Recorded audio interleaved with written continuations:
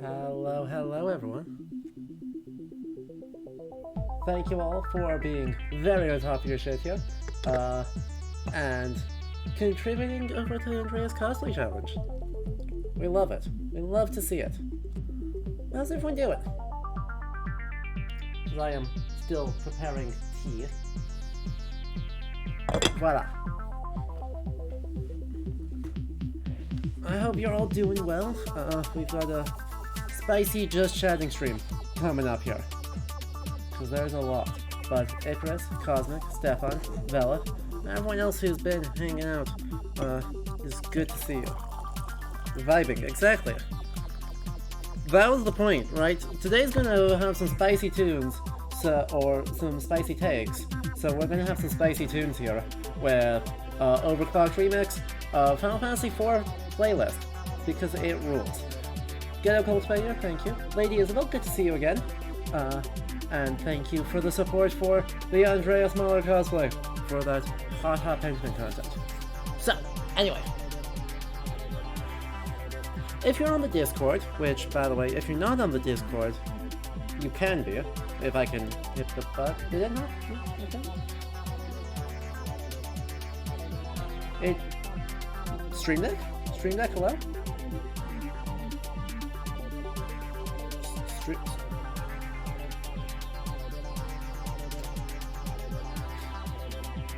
If any mods are around, do you mind dropping a link to the Discord? My Stream Deck has decided it just doesn't want to. So, you should. Anyway, last night, there and on Twitter, I posted a link to an AI historical person chatbot.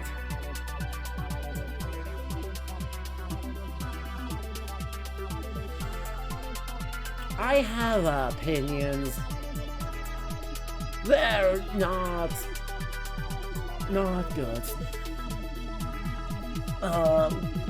So we're going to be talking about that in a little bit because, yeah, it goes about as well as you expect, and it's part of a broader trend of seeing a lot more history-related content involving these AI programs. And I am extremely fucking spooked. I think it's worth having a conversation about that while they're still growing, instead of well after they're here and there's not a lot we can do. Cause yeah, this whole thing's extremely spooky. And I think, right, maybe it's an over-exaggeration to say genuinely dangerous, but also we live in a hellscape of our own making. Oh no, with intense feeling? As someone doing comp sci, you're already concerned with those two words put together. Trust me, you're not concerned enough. But we're going to save that for a little bit later once some more folks have joined in. I think I want to start with something, positive. Useful information.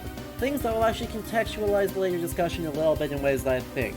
If I have put a thought together coherently, I think this will kind of feed into itself and give us tools to help understand what's going on with the AI later. So we're going to be talking about a recent publication from the Historical Gaming Network that I really like. And yes, that is a real thing. The Historical Gaming Network is a super cool organization founded by other history games Adam Chapman, who has probably the most influential theoretician for historical games, certainly of the current decade. So, founded a network to try and publish shorter pieces by a bunch of scholars working in the field, and have every 3 months have a big roundtable discussion around a theme. So the current theme right now is development. So looking at historical games from developer angles. And so we've got an analysis that came out just yesterday, the day before? A couple days ago? Must have been a couple days ago. That looks at developer budget as a lens to help understand history games. And that's pretty fucking neat, so I want to highlight it here. Before we do that though, of course, announcements.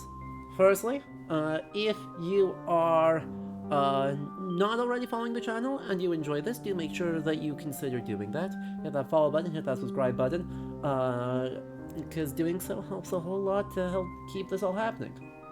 Thing number 2, as you are watching, you will accumulate channel points that you can do for all sorts of fun things, but I want to particularly highlight the ongoing community challenge to make me dress up as Andreas Mahler from Pentiment. You know, my favorite video game. It's absolutely worth it. There's also a bunch of other fun stuff. You redeem those points, I'll try and do what they say. We are at over 50% of the way there. We will be extending it. Don't worry. You will get to see it happen. Just gotta get all the contributions in. Thirdly, scheduling. Next stream is going to be Saturday on the 21st, when we'll be back with our friends from Overly Sarcastic Productions for the continuation of God of War Ragnarok. If you did not see the first half of the series, do make sure you check those out over on the YouTube channel where all the VODs are archived, because that's going to be important because we're going to be starting halfway through the game. And also the conversations there are all with academics who are my friends and professional colleagues, and we had some absolutely fabulous conversations to bring Norse culture, history, and academia into conversation with the game. It was super awesome. I'm so excited to be able to bring that back. More details on who the guests coming up in future weeks of that will be coming out very soon. Is music loud? Music is loud. Alright. We can fix that. You're maybe moving. Oh, Raptorus, that is important. Also, Raptorus, could you drop a link to the Discord? Because that has not happened yet. Anyway. Let's get into it, yeah? Part the first.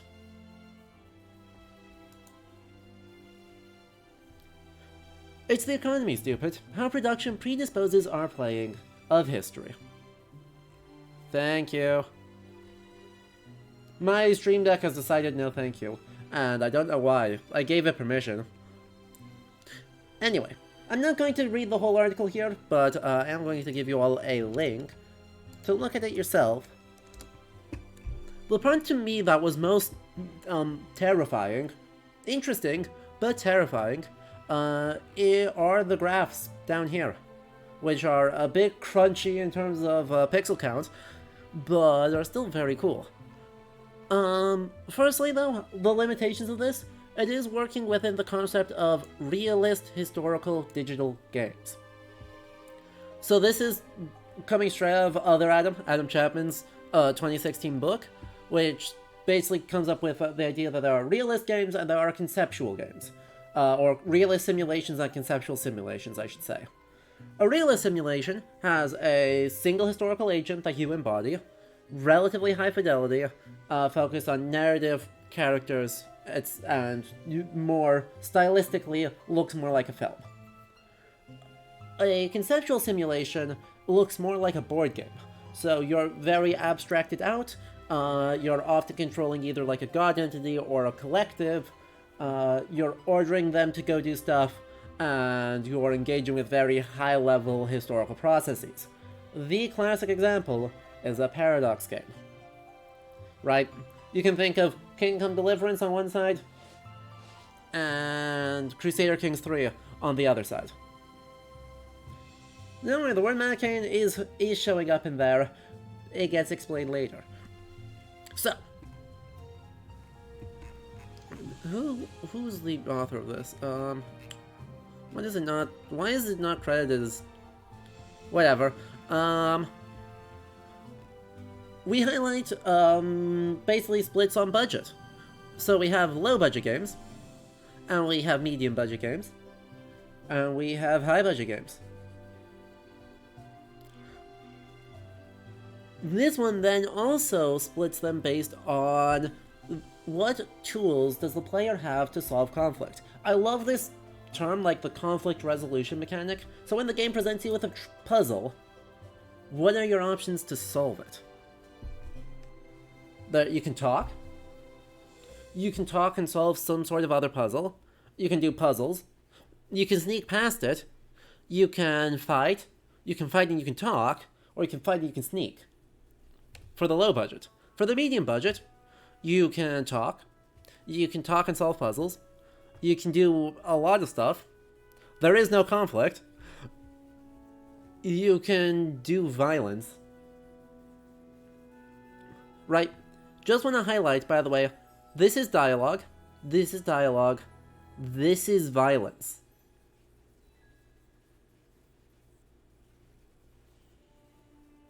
If you include the ones that have some violence, it is fully 76% of the games have violence as an option.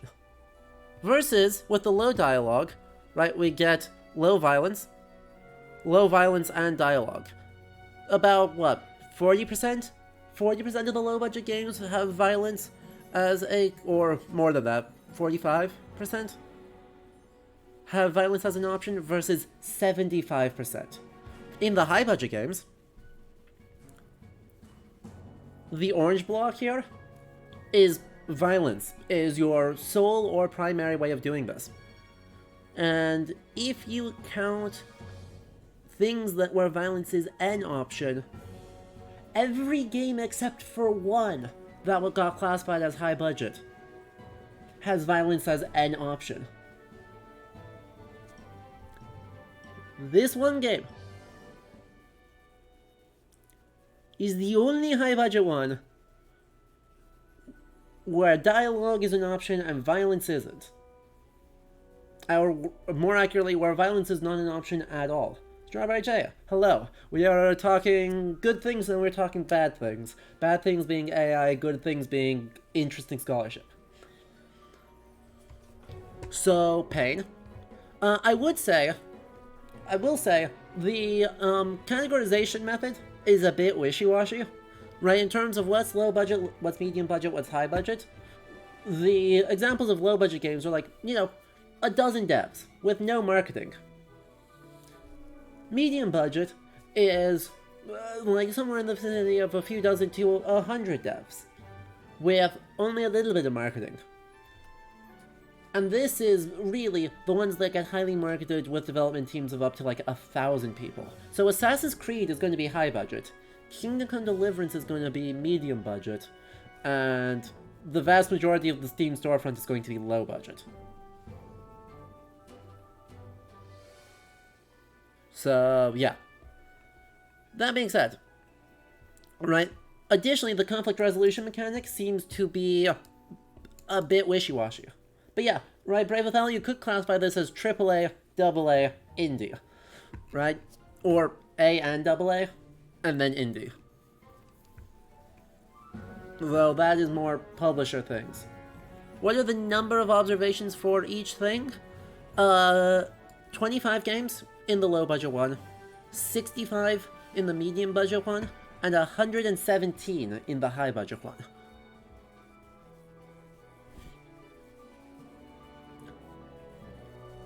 So,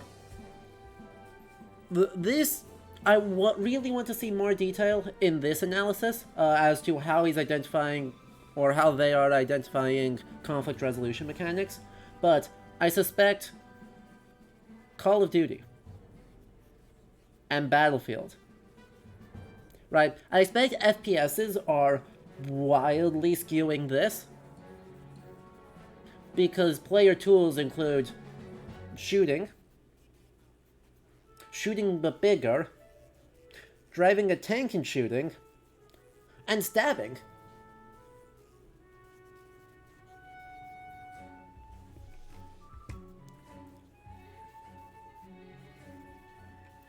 Yeah, exactly. I think that's a fair way to categorize it, right? AAA has, like, super flashy combat. Oh yeah, I forgot throwing grenades. That's fair. I forgot the, really spicing it up by throwing things that then explode, instead of shooting things that then explode. But yeah, lower budgets, you have to get more creative, and you end up with more diverse ways of solving problems. Next, we get a thing called moral disengagement factors. So, this uses what theorists Thilo Hartmann and Peter Voderer use the word to describe basically anything that says, hey, these guys are baddies. It's fine that you're murdering them. Right, so potential negative emotions associated with the enactment of such simulated violence are negated or softened by, for example, highlighting the enemy as irrational, inherently evil, fanatical, or monstrous, and thus beyond effective strategies of opposition other than violence. Exactly, right? Fallout 4, I suspect Fallout 4 is not in this dataset because it's set in a post-apocalyptic future. That's a dumb justification, TBH, but it would be violence and dialogue, right? High budget with violence and dialogue as your options. Almost certainly. So would Skyrim, which should also be in this dataset, for the same reasons as Fallout 4 should be. So, right, unfortunately, right, the moral disengagement factors in, Call of Duty include, we live in generic Arab country, or we exist in generic Arab country. This makes it okay.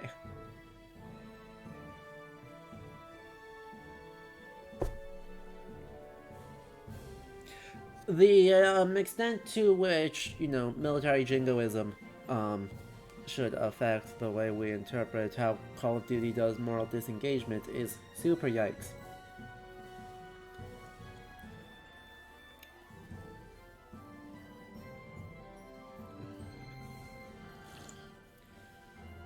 Sometimes in Call of Duty it's generic Russian country. You're not wrong.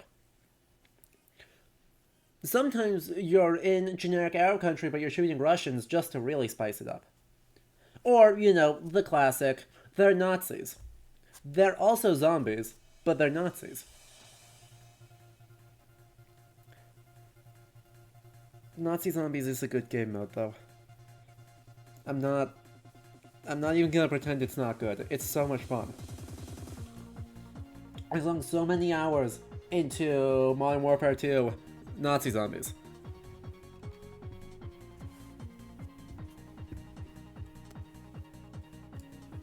Anyway, basically, right, Hartman and All's study of first-person shooter games suggests the distortion of consequences, dehumanization, and moral justification are some of the most widely used moral disengagement factors in the narratives and gameplay of the analyzed games. Later, he argues that these factors characterize how violent video games typically communicate violence, namely as a justified and clean action with negligible consequences against a largely anonymous enemy whose atrocities seem ill-motivated. Exactly, literal war crimes get morally disengaged by this. So, hey, look at this. Moral disengagement factors filtered by budget. Ones where they're doing significant things to disengage the player. Ones where they're doing things to engage the player and specifically think about this. Not applicable. Spec Ops The Line? I suspect this is Spec Ops The Line. I suspect that is this game right here. Across the data set, moral disengagement factors were present 87% of the time in their depiction of antagonists.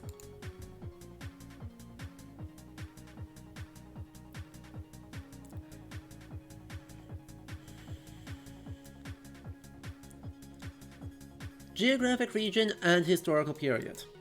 The categories of region and historical war, I suspect that the fact that war is still in here is actually an error on the leftover typo. Because I think we should think of region and historical period, because historical war, 1001 Nights, Antiquity, Victorian Empire, Western. Yeah, those are totally wars. We swear. A lot of these are wars, but I suspect partway through they realized not all of them were, and they just didn't get changed all the places. But fictional Middle Eastern country, but still using and relying on the audiovisual stereotype of the Middle East. Huh. There is similar rhetorical strategy with historical periods, where for instance World War II is transposed to a different fictional fantastical setting, or uses zombies and robots. Wolfenstein and Call of Duty, hello. This rhetorical strategy helps game producers avoid sensitive political topics or historical trauma that games are often perceived to be unfit to explore. I don't blame them. The Showa should not be in video games, unless if it is about resistance. Otherwise, nah. Hard no. Also, you know, this sensitive political topics I'm a bit more iffy about. Because if avoiding this is doing US military apologia, I have feelings. They mostly are senseless screaming. Oh, this one has lyrics. We gotta skip the one that has lyrics. There we go. Let's try that again. They're much more willing to look at Japanese war crimes because remember, Japan's part of the Axis, and it's far more distinct, right? It's far more distant than the Showa is, right? Japan, to a Western audience, right? Their war crimes in Manchuria are far more, and the Pacific Islands are far more distant than the Showa is to a European audience and to an American audience. And therefore it becomes fine because, sure. Doesn't become fine, but it exists. Anyway.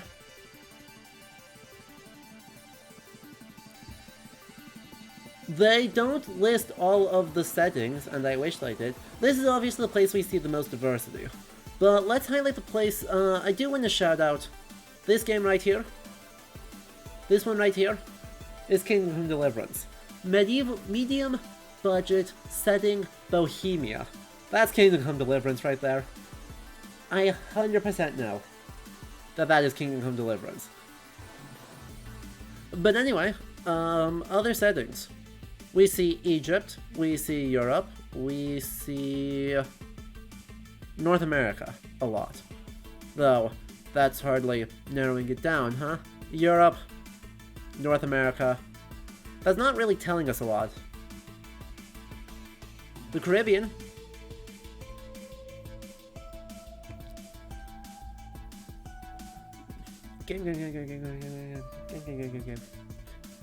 Britain. I think. This might be Britain. This also might just be Europe. But let's see what the settings have, or the time periods. 1880s, BC, Iranian Revolution, that's fun, medieval, not applicable.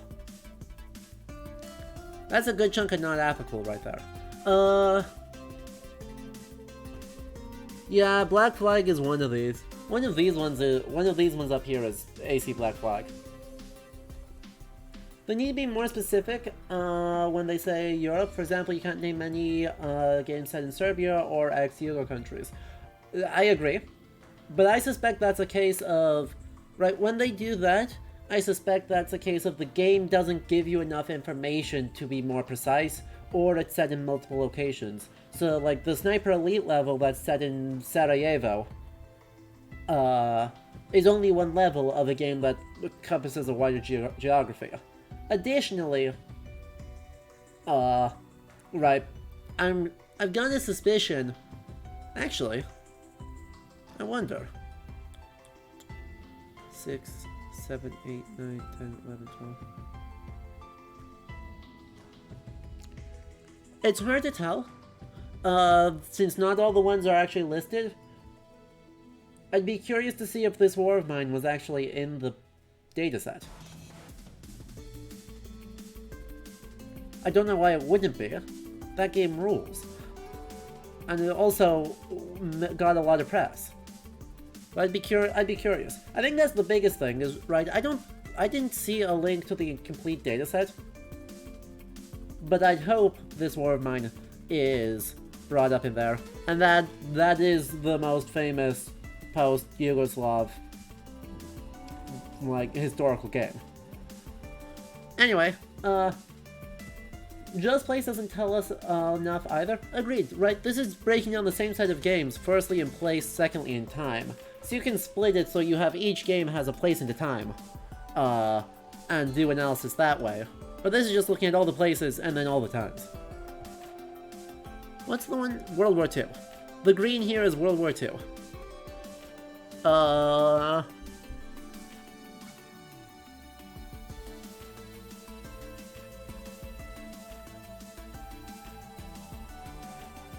Is this not applicable? This is not applicable. Another critique? Another critique, by the way, I have is that the colors are not consistent. They're using a default generation color wheel, and so their colors are not consistent between graphs. And that's rubbish. They need to be, it makes it really hard to see. Oh, wait. 1880s, BC, Iran, okay, that's all not applicable. There's a lot of not applicables there. But World War II is popular. World War II is popular. Cold War then? Unclear. I assume that one of these two is World War II also. Illustrated figure 4, the most commonly presented historical wars are World War II, with 45 games, so-called War on Terror with 38 games, though North America and Europe. Continents such as Africa and South America are almost entirely absent. Yike. Conflict type. So, here's where the Manichaean conflict comes in. Agalias, you mentioned it earlier. Manichaean is basically a binary state. Two people walk in, one person walks out. True, Lady Isabel, I do remember that. Don't worry. Coming up soon, TM, we're gonna have an entire month that is looking at that brief and glorious moment where we were burned out on World War II games, and so all of the entries were World War I games instead. I've got Verdun. I've got Battlefield 1. I've got Valiant Hearts. I think I've got one other one too. And we'll try and time that before the new Valiant Hearts comes out, because that's an interesting game. But yeah, right? You either have graduated conflict, in which there's multiple states besides two people enter, one person leaves, or there's Manichaean ones in which one person leaves. Right? You kill everyone.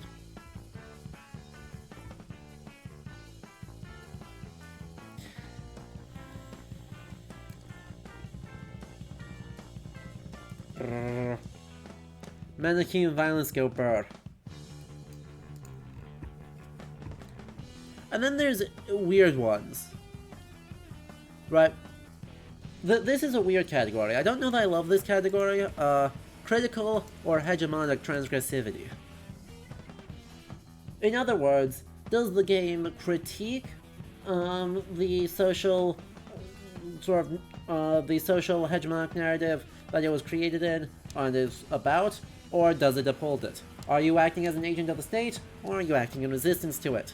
If you're low-budget games, you're almost always acting, or, well, not almost always, but more than half the time, you're experiencing against it. Medium-budget games?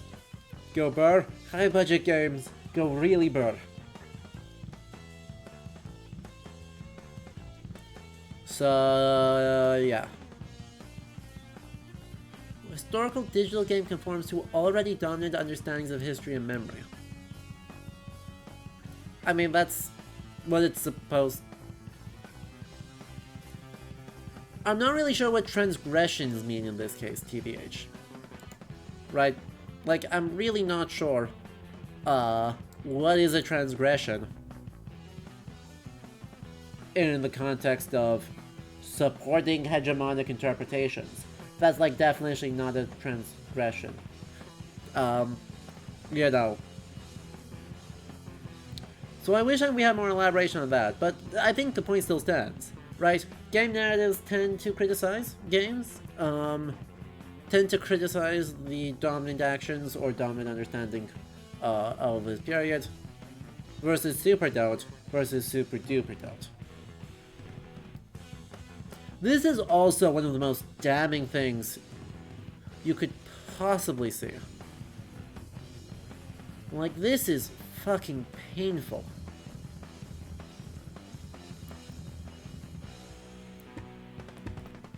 This is by ethnicity.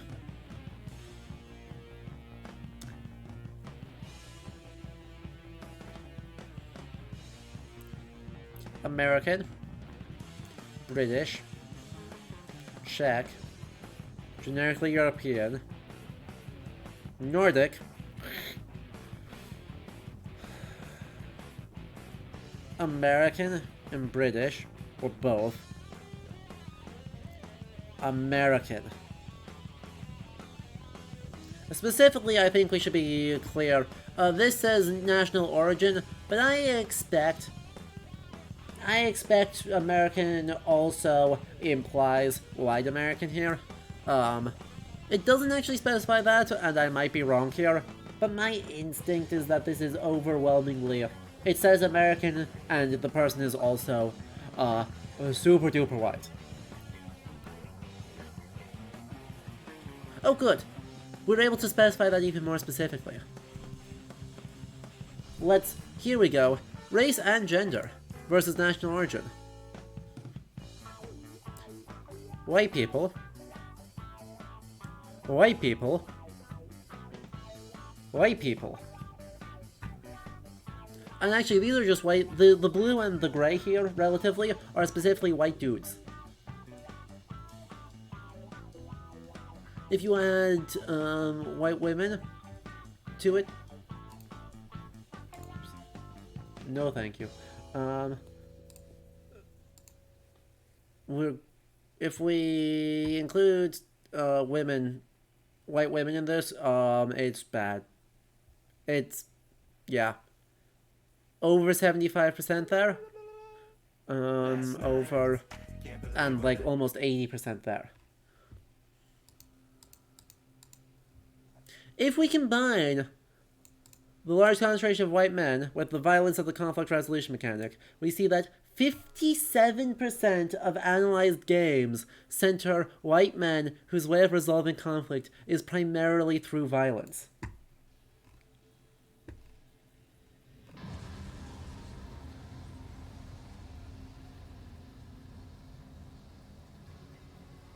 Yikes. Right? The question is, of course, you know, all this fun data analysis, all this really, really crunchy understanding of data sets and Excel spreadsheets. What does it actually mean for when we are playing historical games? Right? Firstly, homogeneity is going to go way up with budgets. Right? The more money's being sunk into the game, the closer you get to white American man who shoots people or who does violence as your primary method of interacting with a historical space. So that's terrifying. Right. This is particularly skewed, I think, in games about 20th century, right, the 19th and 20th centuries. Like, overwhelmingly doing this, and right, this creates a genre expectation, right? The reason why high-budget games are so homogenous is that they need to be successful because so much money was sunk into them. And that means that they're going to conform to genre expectations. And genre expectations are reinforced or created by the fact that all the games are doing the same thing. And those genre expectations are Mr. McShooty Bang Bang, the Irish-American dude. And so suddenly I'm not surprised when in Battlefield 1, when they highlighted African soldiers who fought on the German side in the trenches in World War I, because they're from German colonies, there's an enormous backlash because how dare there be people of color in our World War I game? Because the genre expectation of the historical shooter gravitates stupidly hard to white people.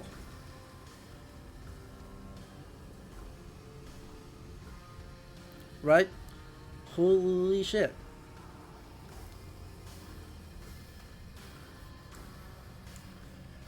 And so we get... Does this mean these games are being marketed by demographics? You'd have to actually get into some nitty gritty with the specific games to confirm that. But my instinct is, yeah. Yeah, my instinct is absolutely that these games are marketed by demographics and to specific demographics. Right? Think about the 2010s stock photo cover of the grungy white dude.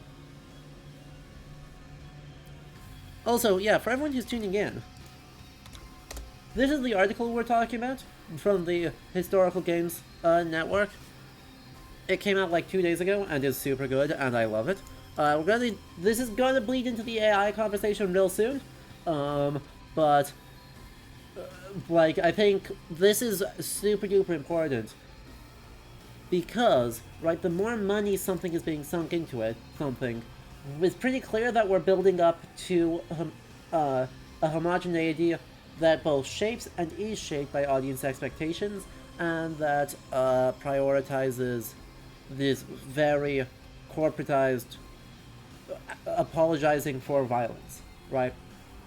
It's all about violence, it's all about justifying the violence, and violence is the main way in which we interact with historical game spaces. Even, no matter how pretty those spaces are, and how much the game wants you to maybe stop and look at those spaces, the moment you actually start moving again, the main point is that you're going to be shooting people. Or, in the case of Assassin's Creed, stabbing them. Repeatedly. So, yeah. Oh, 100% is not restricted to historical games, but what this really does is this confirms something we've known for a while. Right? We've known this for a while. I've been, like, the moment I started working in this space in, like, 2018, we were already saying indie games are where, like, there's way more diversity happening and way less of a focus on limited number of places and periods and modes of interaction. Right? There's a lot more diversity in the indie game space, and a lot more interesting games going on there. This confirms that. That's super cool to see. But we also don't really have a clear definition at this point of what those alternatives actually look like, and how much of it, I mean, I'm sorry, while this is way better than this or this, that's still pretty rough. That's like solidly a third of indie historical games in this dataset. In this dataset, the dataset is 25 for these small games. Low budget games. Still solidly a third. Or like, yeah, binary violent states. Right. Solidly half are like, yeah, don't worry, don't think about it too hard.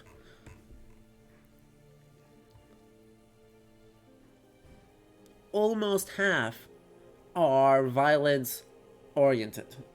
So, I think the level of diversity does tend to get understated, or overstated for indie games. There still is a lot of stuff that looks very similar to the higher budget stuff. But, pretty clearly, corporate interests here have a massive effect on how those get presented. And I think the other part that's super interesting here is, of course, does an audience who is not the audience of this channel, hello, you all are lovely, but right, if there's an audience who's not actively engaged and interested in conversations about historical representation in their games, and actually, like, paying attention to what games are doing with how they're presenting history, and bringing on friends to be like, hold up a minute. I'm not so sure about that. For an audience who is not that, I know, difficult to imagine,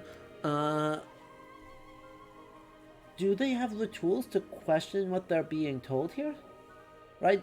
Games are fundamentally highly affective, in other words, a highly emotional experience. Memory making in games uses the same brain mechanisms as making IRL memories. I mean, it is IRL memories, it's just, right, a memory of a simulated environment is neurologically extremely similar to a memory of of an actually visited environment. And so, you're remembering a historical space, and those two things together mean it is highly immersive and therefore authoritative. When those combine with all of these horrifying pie charts, what does that do? I mean, apart from increasing the interest or perpetuating the interest in military history as being real history, and the continued focus on, oh yes, look at these big moments of crisis in which there's big wars and violence and yay. But also, yeah, games are very good at simulating violence, Brave Othello. You make a good point, right? That's the easiest thing games can do, is to have a binary state of alive or dead, and input, input, input switches that state from alive to dead. Yeah, that is fundamentally way easier to code than really nuanced choices, and right, way easier to write than trying to actually think about how gradated steps of success and failure will compound on each other. Right, actually, when I saw Josh Sawyer talking about Pentiment the other day, and, right, said people had been asking him, right, why didn't Act 2 spoiler, right, why can't we prevent that? His answer was, this is something that narratively affects everybody in this town for an incredible amount of time. It doesn't fit the story we want to tell to not have that happen, but also, if we could, you would just increase the amount of writing we had to do by over 50%.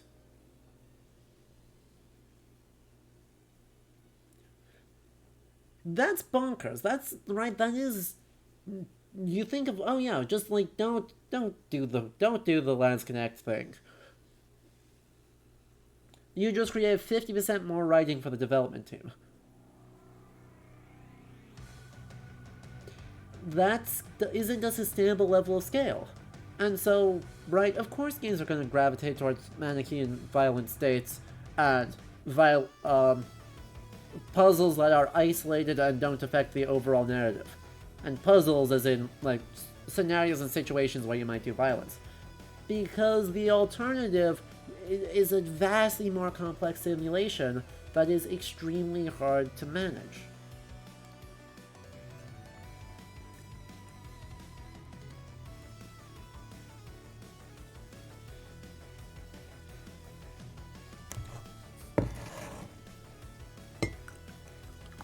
And with all that in mind,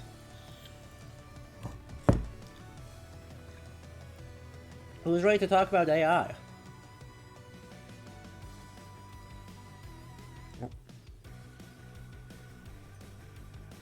Right, I mean, a lot of this stuff is going to apply to AI too.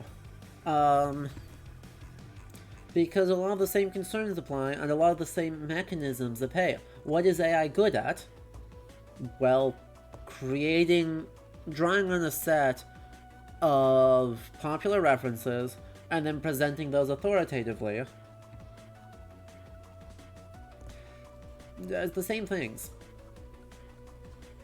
So, we've got a couple of different levels of going increasingly yikes. Firstly, the least yikes, which is to say still yikes, but the least yikes. Something like Chat GPT, which is basically a text generation tool, right? You put in an input, it trolls through its predictive text algorithms, and some internal samples, and creates a set in answer to your question, with certain other constraints and style formula, etc. Jeremiah McCall, who has been on this channel before when we were talking about Age of Empires 4 early last year, has been doing some experiments with it recently in terms of designing historical board games. So this is something Chat GPT came up with for a historical board game.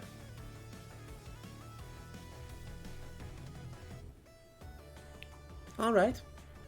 Start in a small village. Move around Babylon. And then you build structures, you trade, you can do violence, you can collect tribute. Or you can attempt to do like spooky law code stuff. And then... Right. If we ask to talk about... Is it historically accurate? Takes inspiration. However, it has been designed for the purpose of entertainment and may not be entirely historically accurate. They are simulate aspects of ancient civilization but are not necessarily based on specific historical events or practices. Now, Jeremiah McCall teaches using video and board games. I know some of the folks in chat I know are also experimenting with the same thing. I obviously experiment with the same thing, though not in the classroom. Ooh. So, we can use games to construct a history lesson, but I think the point is actually well made here. Games are not inherently history lessons, that's not what they're trying to be. We have to kind of kludge them into history lessons in order for them to work. That being said,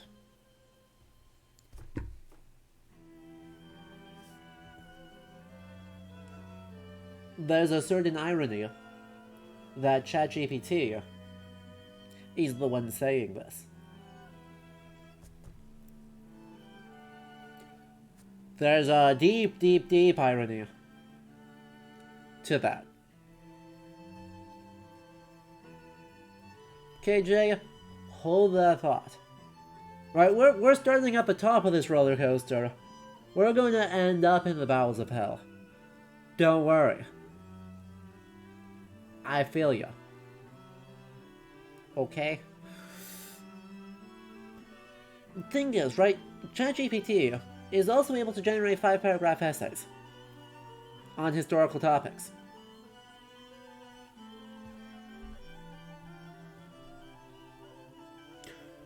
ChatGPT has single-handedly fucked up the American high school history curriculum. The essays are not good.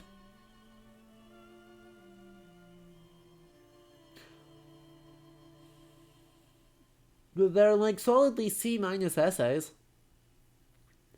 But they're passing grade essays.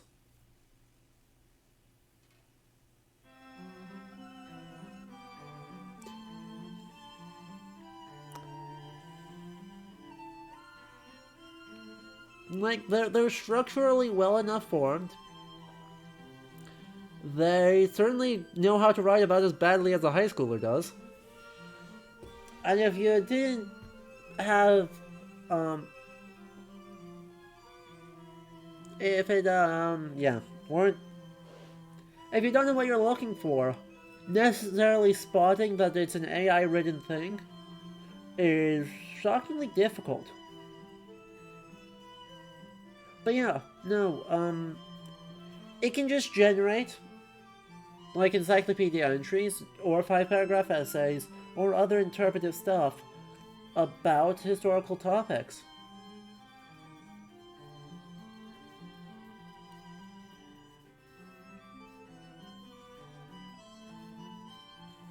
And the fact that it's this good at it is, deeply, deeply weird.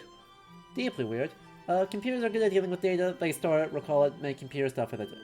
Our brains get a pattern recognition. Computers are very bad at that. This is true. AI is basically the best approximation of the human brain that a computer can manage to pull off. Consequently, conceptually it's great, fascinating, but practically limited use. Exactly, right? These are basically toys. The problem is that these are toys that can write 5-paragraph essays. And they write all of these with no citational structure, no way to track where the information is coming from, or any tools to help prove the veracity of what it's saying. As a matter of fact, experiments of it mostly in the SciComm Twitter rather than in history Twitter have proven that it's able to very confidently create very good sounding things about completely fictional phenomena.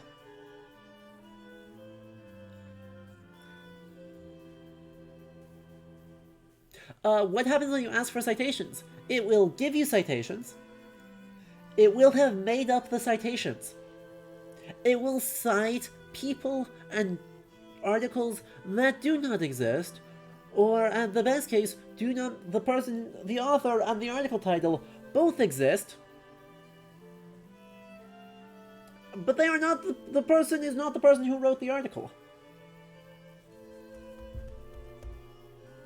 Yeah. You can make it generate a lot of very confidently incorrect citations. You have to do some work to get there. It doesn't do it automatically, right? It won't do it on the first ask. You have to push it a bit.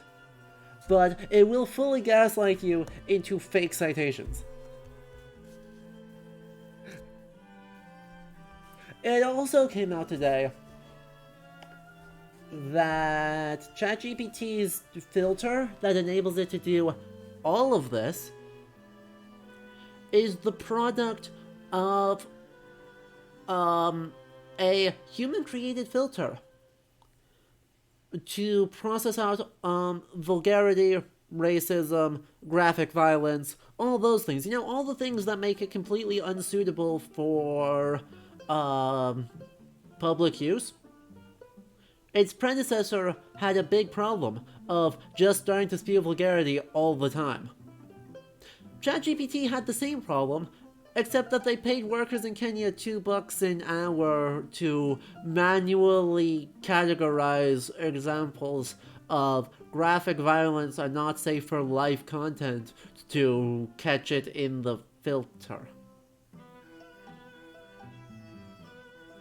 So, yeah. This is the best AI gets. It is all downhill from here, folks.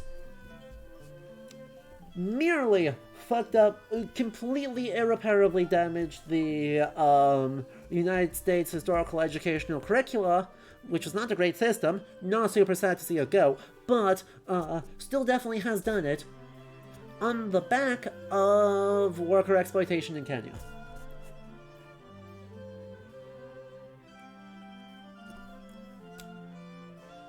You're currently going through training to spot AI-generated material in your undergrad essays? Honestly, the examples we're being given are worryingly believable submissions. Exactly. Exactly, Mo, right? This essay, right, it generates a, solidly C- essay. It's not a good essay, but it's a passing grade essay. Also, it's good to see you. I'm glad you are able to make it, and hopefully the marking went well.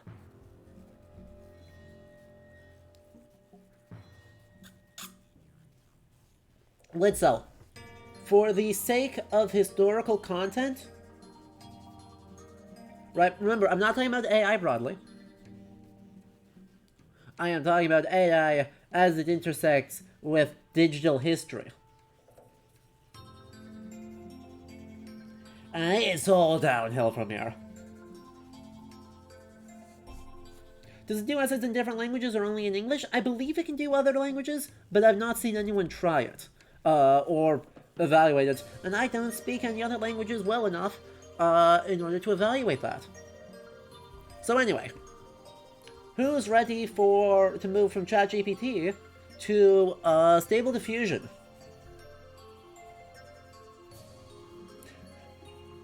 Cause buckle in, the cringe is about to escalate real fast.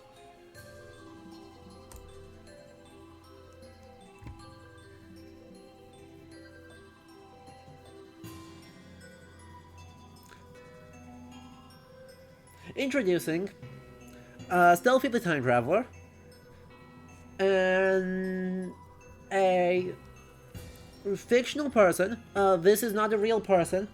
This is an AI-generated deepfake that Stable Diffusion, right? Someone is able to import into historical settings generated using Stable Diffusion using a built-in tool in the AI. Hello, Felix. Good to see you. So, I mean, this one's just a meme. That's a meme.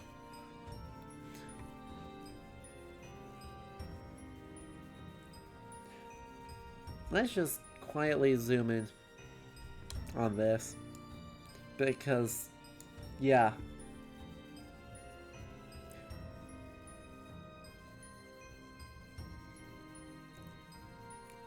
Because... yeah.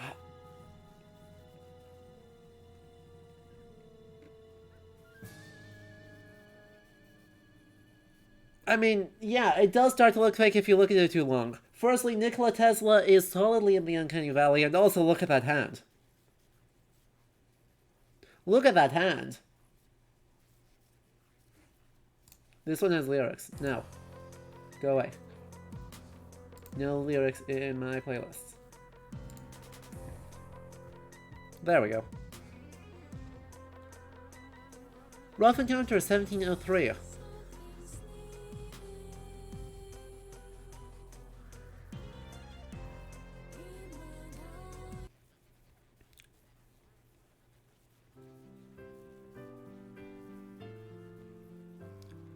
This one hurts me in particular.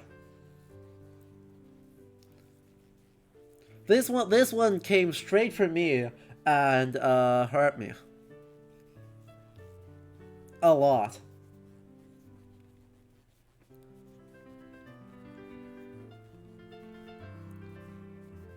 Van Gogh.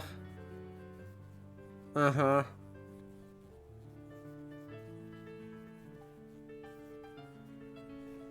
Sure.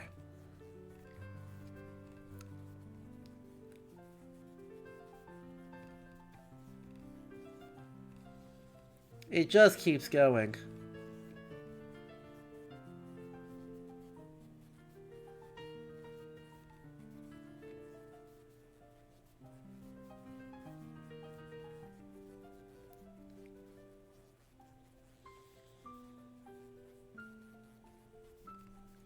It just keeps going.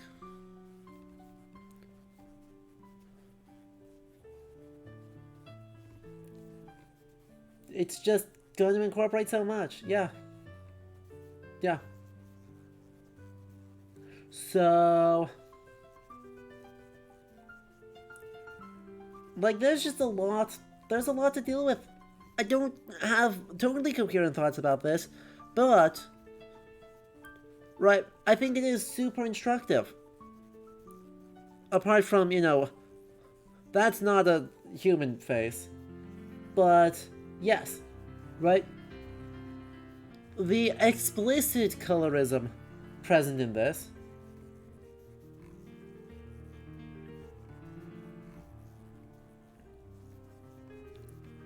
The,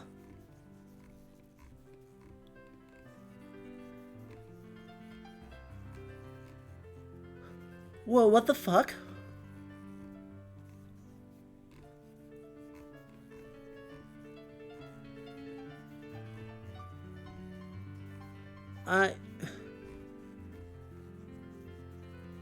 It totally does.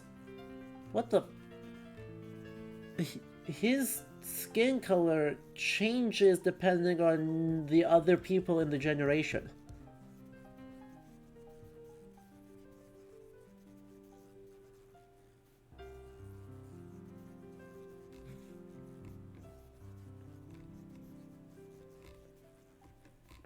Right? I'm not making that up, right?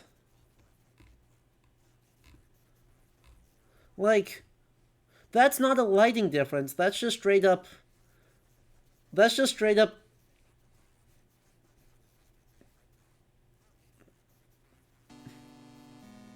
I think it auto matches.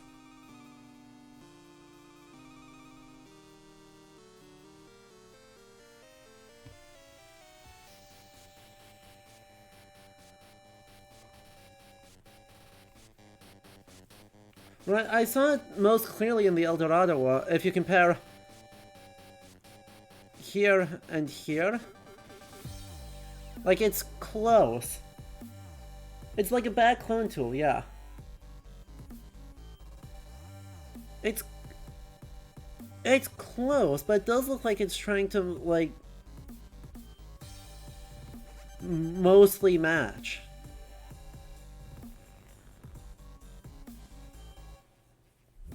Which is deeply spooky, and also, yes, is accidentally doing brownface, which is horrible.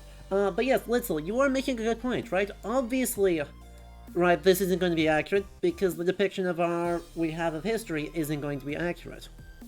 Right, because films are not accurate, because games are not completely accurate, etc., because paintings are not accurate. The point is taken fine, right? The point is taken well enough. This is a caricature of a picture of Tesla that's been airbrushed into the uncanny valley. This is a very famous picture of Dali that has been airbrushed into the uncanny valley. This is just out of production of the Ring cycle and the 1920s Eric the Red movie. Because of course it is. That being said, right, the fact that these are selfies immediately spooks the shit out of me. But also, right, as these are proliferating, like, there's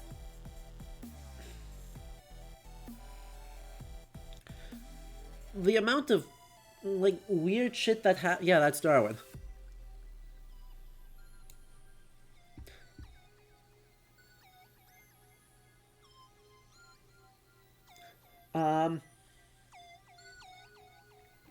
Like,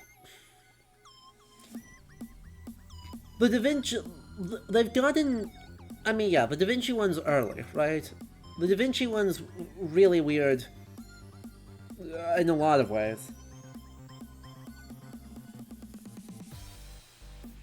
It's gotten obviously a lot better at doing human faces between Da Vinci and Van Gogh. Because, yeah, the Da Vinci one is just bonkers. The Van Gogh one looks okay. The Darwin looks even better. But yeah, right, there's this, like, quasi-realism, you're right, that gets established, and a certain authority, right? In modern society, right, the selfie is the ubiquitous "I was here." Right? How do you prove you're present at something? You take a picture with your face and the thing in it. That is basically unassailable proof, asterisk, asterisk, scare quotes, whatever, that you were in a spot, that you are a witness to something. And so it is, you know, that is the ubiquitous tourist pick nowadays for that reason, right? That's how you construct the authority of the anecdote. And you're leveraging that cultural association of the selfie with lived experience and the selfie with authority into generated AI spaces that gravitate towards famous people, towards famous culture groups, towards fully fucking fictional places that are just a place invented by the Spanish narratives that has no real bearing on anything, and giving yourself that authority.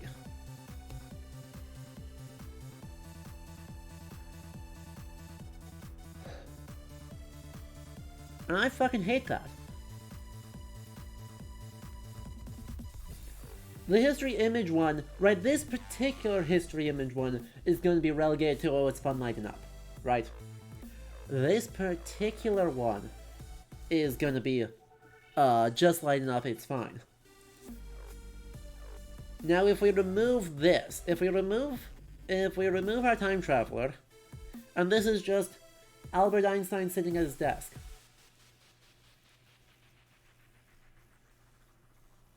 We first run into an ethical issue, because I can guarantee you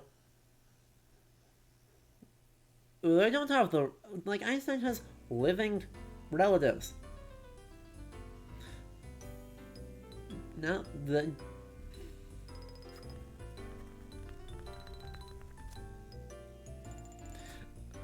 what is the ethics of displaying, you know, the recently dead without permission?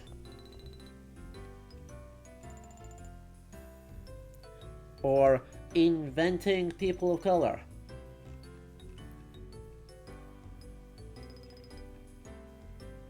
Yeah, I'm pretty sure it's just plagiarizing. I'm pretty sure it's just plagiarizing real other photographs and other objects.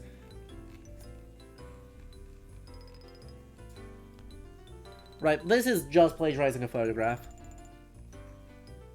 This is plagiarizing some waxworks, I think. This one I'm not so sure on. This is plagiarizing Doctor Who, question mark?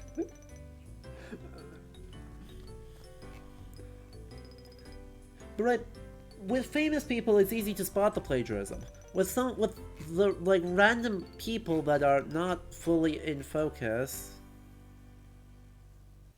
you don't necessarily spot the things. Man, you were hoping you wouldn't have to deal with this issue for this bit after the whole Disney Grand Moff Tarkin and Dove resurrecting Audrey Hepburn from an ad? Yeah, no. Sadly, it's only getting worse. Sadly, it's only getting worse. It is all over the place. And ignore the fact that, right, none of the people in this look like people. That is not people, that is colored smudge. But, you know, you create this super intensely affective, authoritative space that looks close enough to people that you have to actually look really hard. And you're like, oh, this is how the past was. Right? At the end of the day, that's the implicit statement of what this does. This is what the past was. If you know anything about the period that's being portrayed, you can be like, what the fuck? What's this? What's this? These just aren't people. No. This, how are you moving this? What?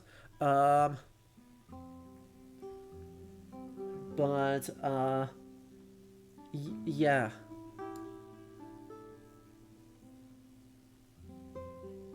You still get the sense this is what the past... If you don't have that experience, the paleo peeps, pain?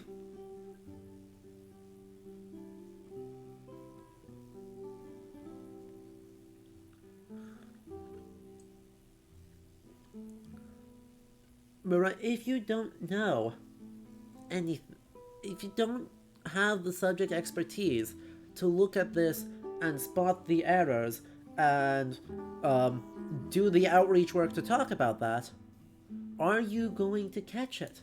Once again, the thing I'm so concerned with here is, it's all well and good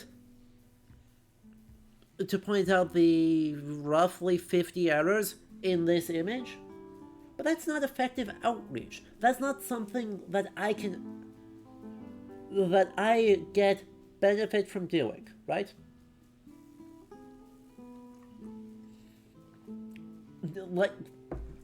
Right, I have the know-how to demonstrate the 50 errors in this image,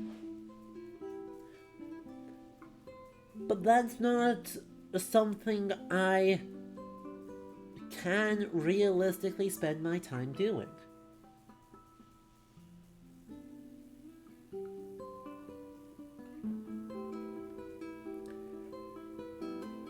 It's not good content. It's incredibly time-consuming work. And it isn't a particularly effective strategy of making people interested in more nuanced depictions of the Vikings. It is a trifecta of a dumb idea for me as the professional historian with subject matter know-how to spend my time trying to criticize the accuracy of this selfie.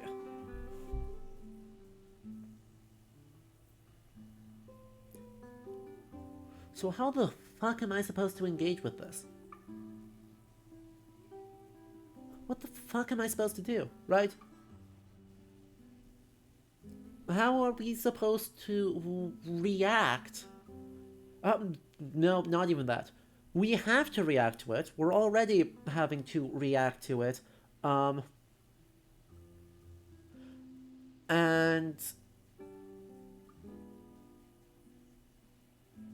how do we get ahead of this? Exactly, Jokist. To sum that up in a coherent sentence, I have the know-how to spot the errors. Non-historians probably can't.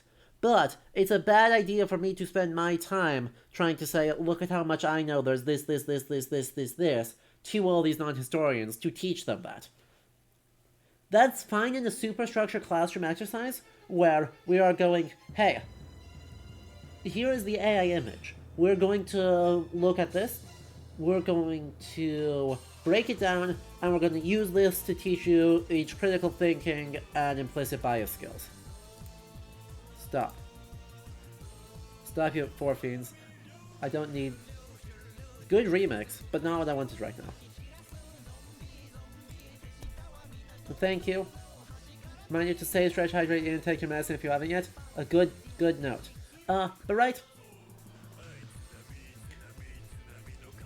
All of that. I don't know what to do about these images.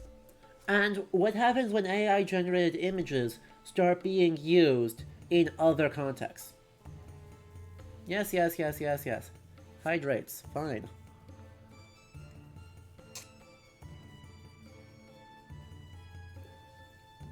What do... Right, and in a game, where if people are starting to use AI-generated concept art and then building their levels off of that. What happens when stills are being, or those big landscape money shots in history movies are AI-generated instead of paying effects artists? How does history and public-facing digital history as a profession get ahead of this?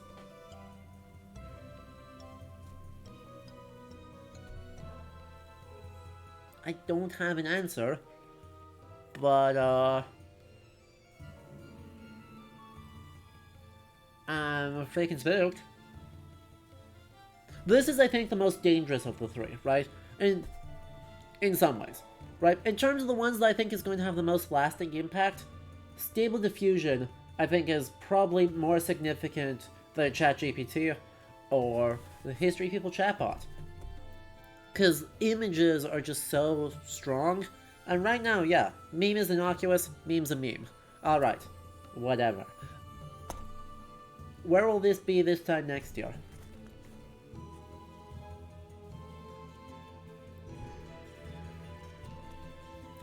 I don't like where that's going. But, you know, apart from generally panicking, and praying that regulation shows up, ha ha ha ha ha ha, ha ha ha ha ha ha, ha ha, imagine the US government regulating anything, ha ha ha ha ha ha ha, ha ha ha, they're too busy being fucking... The EU might regulate it. Maybe the EU government will regulate it, because I trust Brussels more than I trust Washington. Oh, there. Anyway, who's ready to lose all faith in humanity?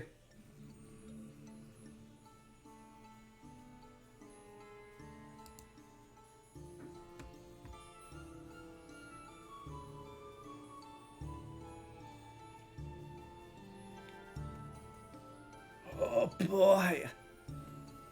So this isn't a thread of ChatGPT is the tip of the iceberg, 7 AI websites that will change education forever.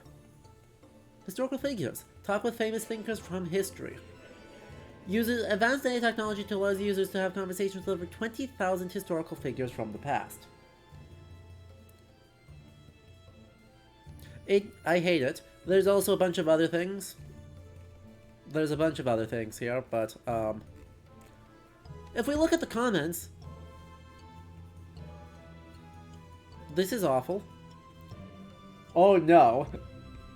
Oh no! Oh no, no, no, no! Oh no, no, no, no, no! Oh no, no! Heinrich Himmler, famously sorry for the Holocaust.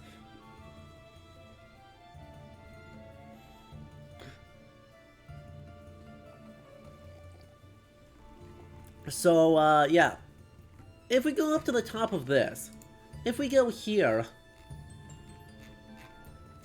and we look at the comments, unroll, unroll, unroll, talked books is one of the coolest sites you've seen recently, looks really cool, gonna play with it to get today, shoutouts to Twitter Blue Verification, haha, you paid for Twitter, unroll, unroll, unroll, unroll, unroll, unroll, people save, this is all people saving this, for various reasons.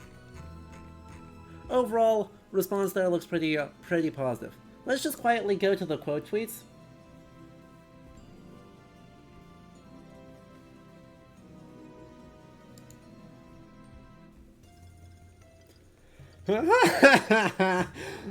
Starting off strong, Ronald Reagan telling us that he did in fact care about the AIDS crisis.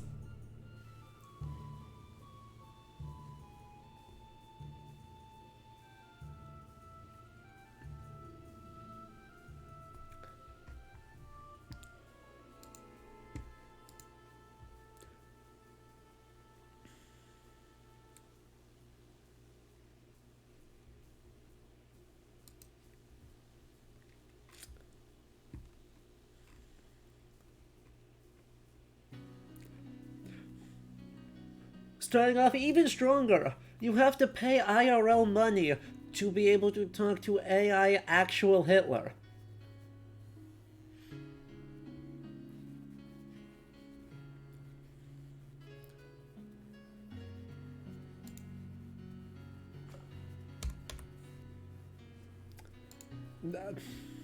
Not have to pay real money to talk to AI Fidel Castro and Che Guevara. Oh, hold up, hold up. Oliver Cromwell.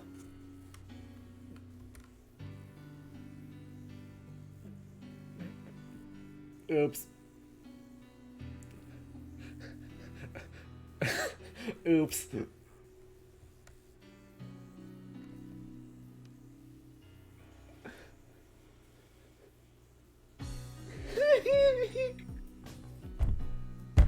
Witch Hunter King James the First telling us no need to be afraid of witches.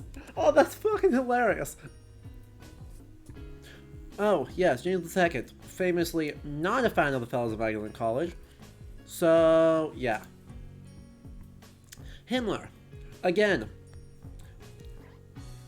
According to this AI, did actually Himmler hate Jewish people? No.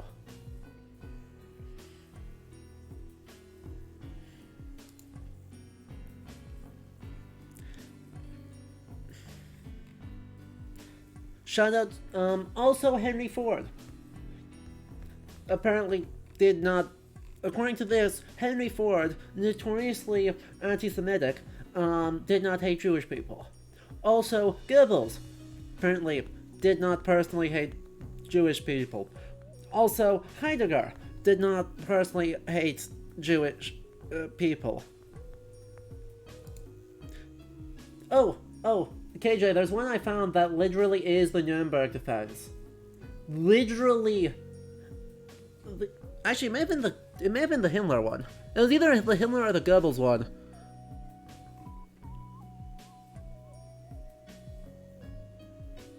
Thatcher, no. There was one I saw that literally did a Nuremberg defense. of... Yeah. Also, I did believe it was important for native peoples to have their own land and culture preserved. Andrew Jackson.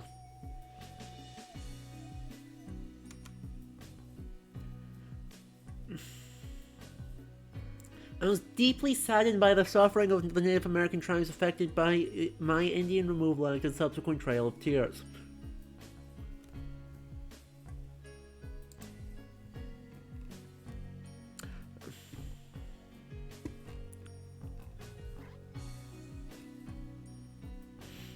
No, we're just not gonna touch that. Oh yeah, also Jesus is a microtransaction. Jesus is a microtransaction. There it is. Heinrich Himmler.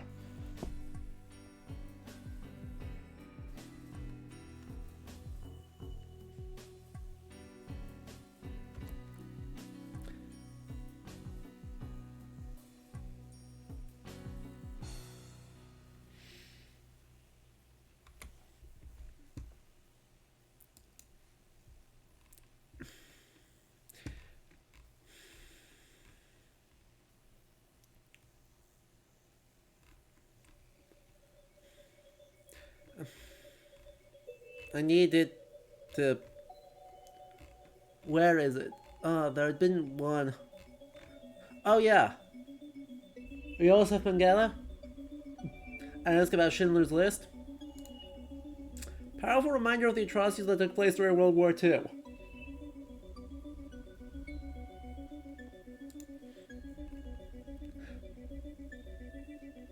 That's so accurate. What did the Confederacy fight for? Sovereignty and self-government. Non-slavery. What?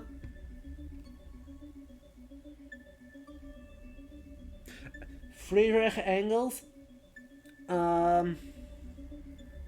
Saying respectful dialogue with Goebbels? Yep. Sure.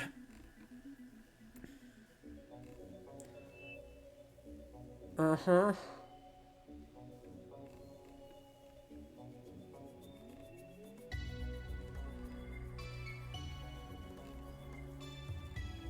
Let's see. Macrotransaction Stalin, macrotransaction Hitler. There were some real juices.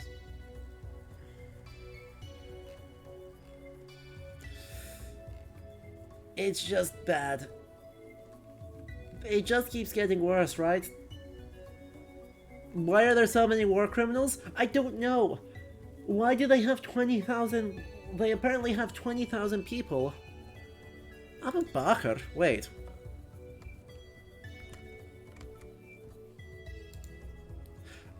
Okay. Sure. I'm sure that won't have any negative repercussions. Just talk to Abu Bakr.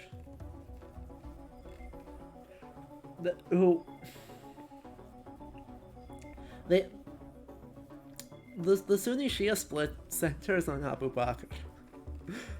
One of the most foundational schisms in Islamic history centers on him, but you can just... They made him an AI chatbot.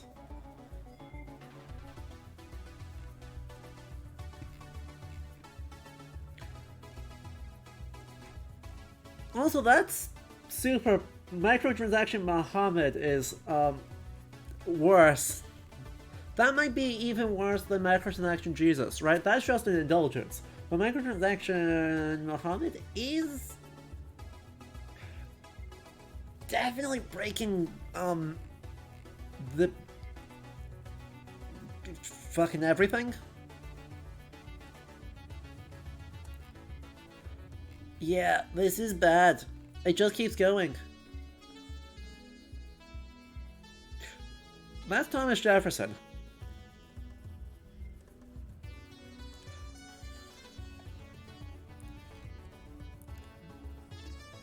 Yeah, this is bad. It keeps going. And you're able to put, like... I saw one that looks like it's been taken away. That it just lets you invite Anne Frank and Himmler to the same chat room.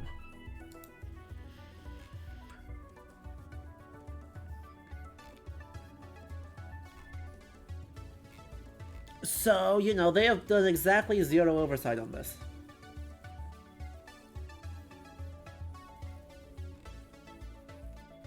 Literally zero oversight to prevent abuse in this.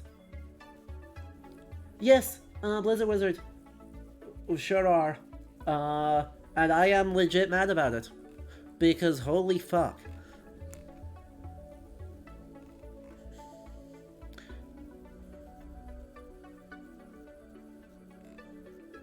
Okay. Another good example. J. Edgar Hoover. I mean, true to form for J. Edgar Hoover, denying the FBI had any part in the assassination of civil rights leaders, but also just incorrect. So, you know, they ain't good, chat. Exactly. That is the most J. Edgar Hoover thing you could have said. It's also historically incorrect. And you know, there's a double whammy of spicy content. Right? The other thing that strikes me about all of those is, of course, did you notice, chat? All those historical figures, all these chatbots, sounded exactly the fucking same. They write like it's a Wikipedia article. There is nothing communicating lived experience, different upbringing, different time, age, educational background, you know, anything that makes them function like a real person. Also, there were so many war criminals. They all did war crimes apologia. I'm 100% sure I remember seeing one that was, it was either him or Goebbels saying, oh, I wasn't aware of the concentration camps. When I found out, I tried to stop them. Literally a Nuremberg defense.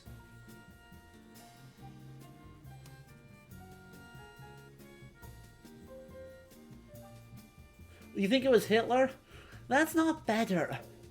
As it turns out, yeah, fucking actually Adolf Hitler saying I was unaware of the concentration camps.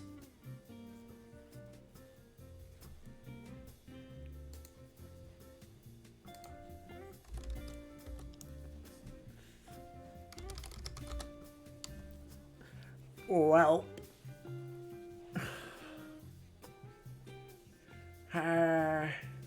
honestly, that's like a joke that'd be in a Mel Brooks movie. If it weren't actually used in war crimes trials, if the I didn't know wasn't literally used in Nazi fucking human rights trials. If Hannah Arendt hadn't had an entire fucking publication about the banality of the stupid goddamn defense, I would be used by it slightly more.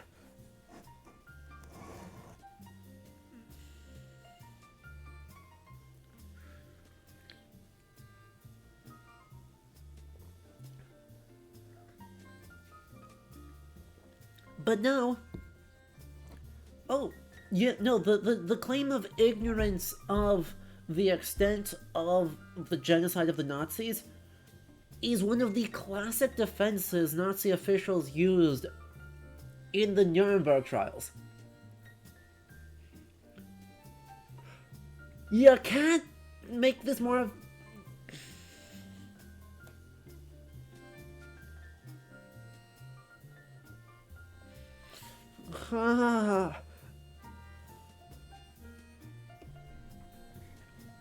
along with, oh, I was just following orders. Right? I didn't know, and I was just following orders, are two of the most, like, super famous Nazi defenses for their genocide. And here we are, an AI chatbot representing actual Nazis saying the same thing with the genre language of a Wikipedia article.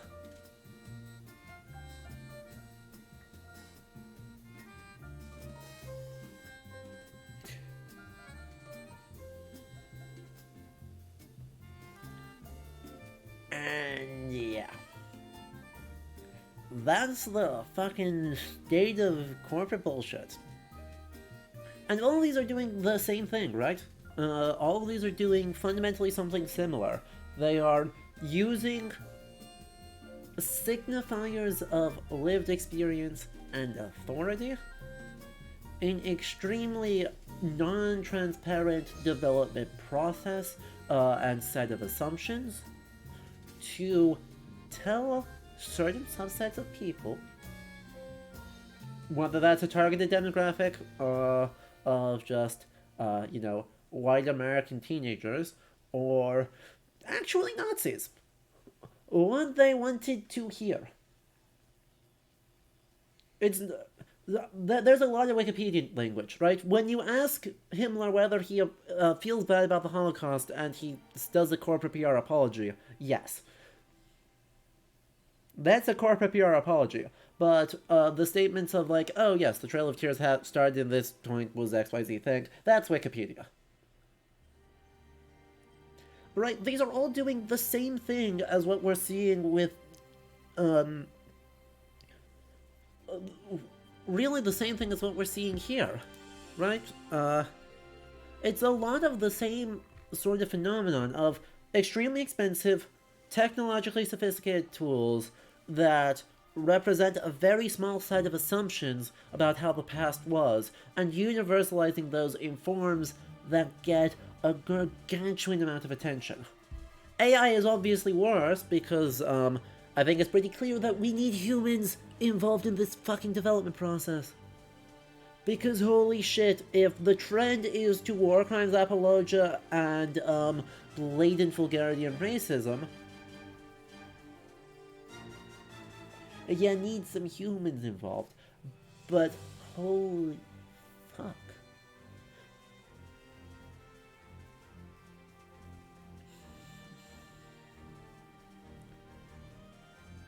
Yeah, admittedly, Chat GPT had humans involved and they were exploited workers in Kenya. So, maybe we just throw the whole thing into the sun. Right, Chat? Is that the correct state to be feeling at the end of this? Is that all of these tools that are trying to create an increasingly believable, representation of historical peoples and time periods should just be thrown into the sun?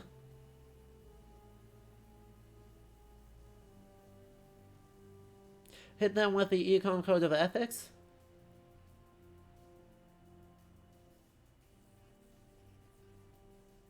We could get some juicy International Council Museums Code of Ethics out of this.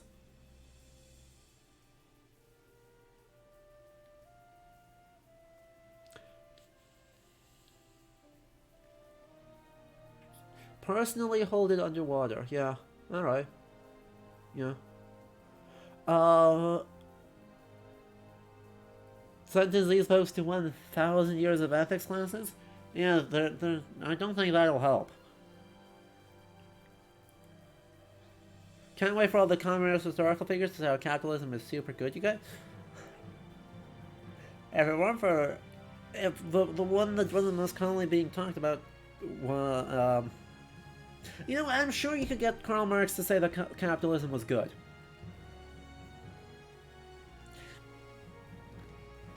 I'm sure you could trick this dumbass chatbot into having Karl Marx tell you capitalism is good. Exactly. Marx and Engels were both in there. So was Stalin, but I don't really want to talk to Stalin. Vladimir Lenin is really very sorry about the Romanovs. God, you can't make this shit up. What the fuck?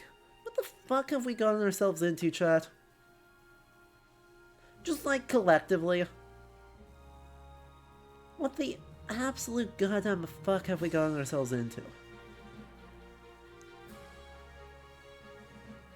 And like, what's wild is you don't develop that big of a tool set for this if you don't think that there's a market for it, right?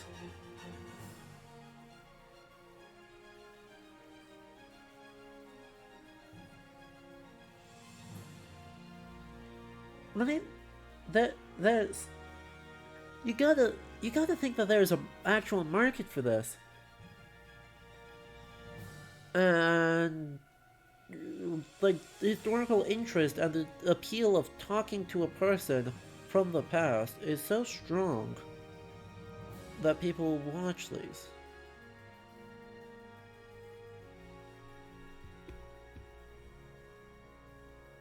Gutting the humanities and blatant normalized anti-intellectualism? Yeah, that's fair.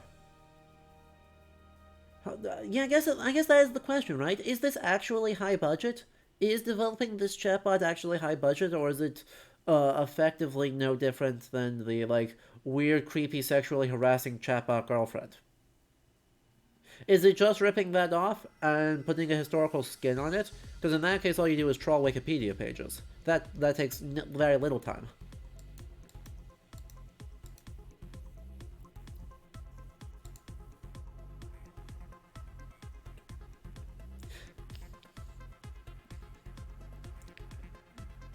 Yeah.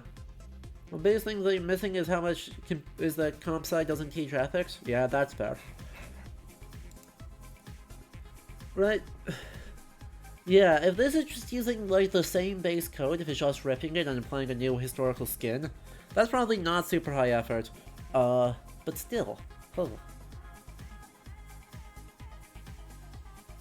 We have been portraying them in historical media a lot, but exactly, this is such disdain, like vocal disdain for the either or historical honesty or creative expression of the complexity and atrocity of the people that they're representing.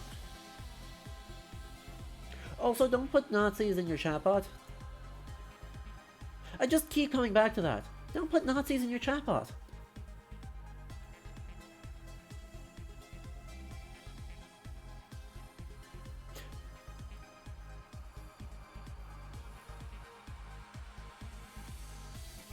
Yeah.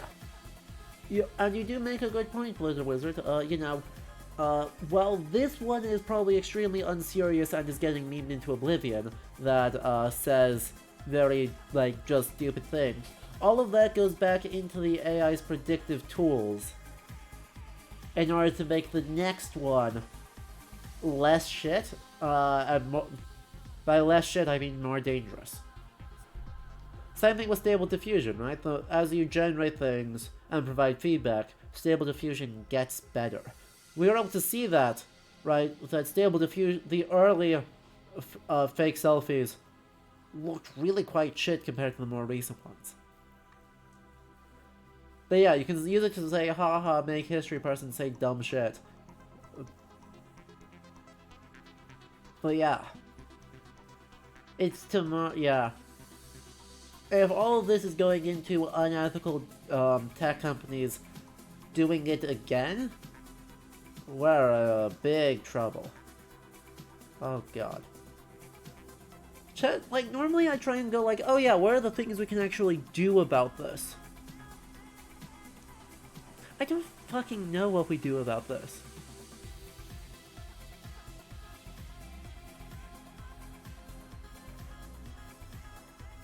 Like, what the I have genuinely no idea how, like, people who care about this creativity, right, intellectual honesty and rigor, but also creative outputs of historical periods and about historical periods. Like, I just don't know what the fuck we I mean, yeah, burn everything down. Sounds great. But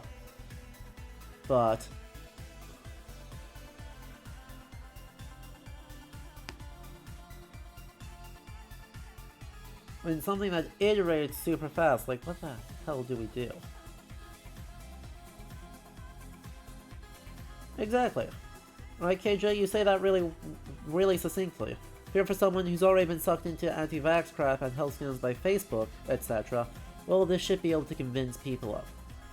Yeah. For people who don't have robust digital literacy, and aren't trained in critical thinking with specific application towards AI, what, like, blatant fictions are going to be able to pass for reality?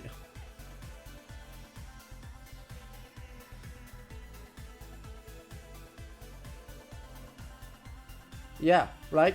I mean, just flat regulating the internet is not the answer, because that would be bad for everyone.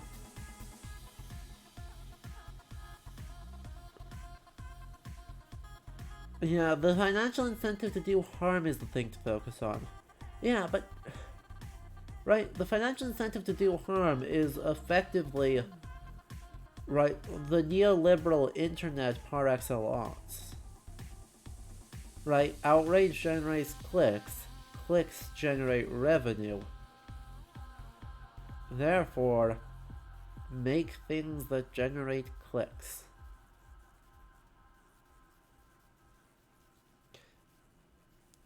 Profit, right, when profit is the end goal, the outrage machine is a finely honed tool to do that. A sufficiently morally bankrupt person could scam so many people with Chat AI? Yeah. Yeah, they absolutely could. And yeah, the point being made, well, again, this, right, I'm spooked by this. I have every layer of privilege on the goddamn planet protecting me from being scammed by it. For the worst harm that it does, on a very material personal level, I have every layer of privilege on the planet that protects me. Right? Born digital, highly educated, financially stable enough,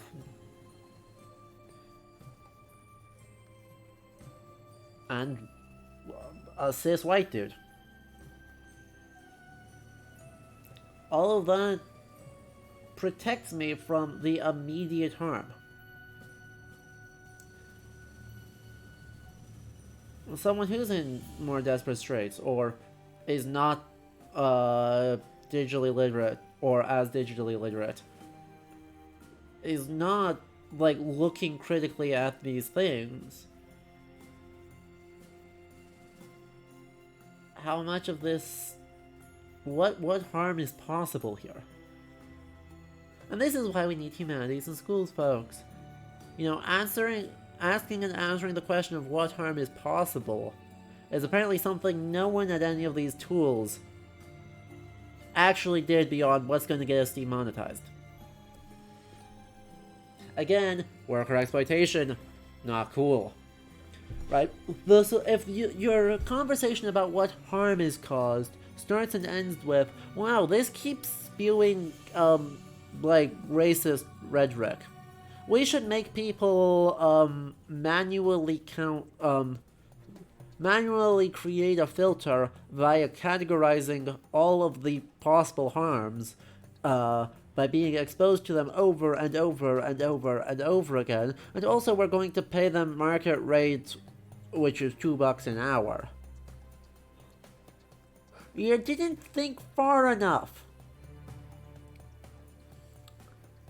If the same folks go, wait, oh shit, this can create a 5-paragraph essay, here's a tool that will tell you if this was AI generated.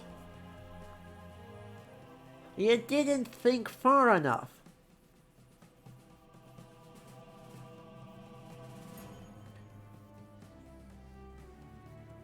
This is a complete fucking hellscape.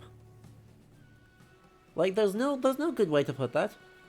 The more I look at these AI, this intersection of AI and history,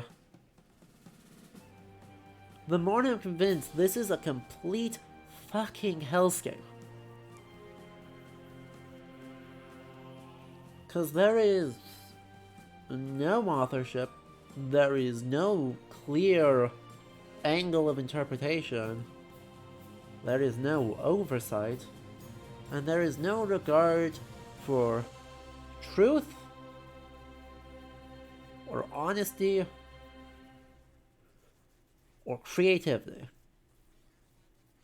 The state of digital history right now looks suspiciously like the robot is going to tell you fucking bullshit, and you're going to see a lot of bullshit in your infinite scroll. And that is your main interaction with history.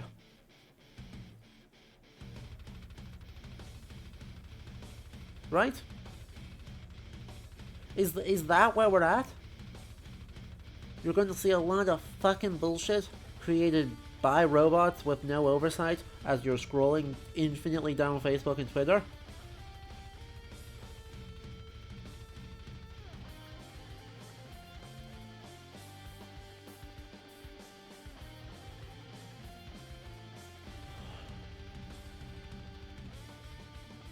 What a depressing place to be making content in. God, what a depressing place to try and be a human being in. Just, honestly, I'll end that sentence there. What a depressing place to be a human being in. But more specifically, right, what a terrible place to be, like, to have studied history in.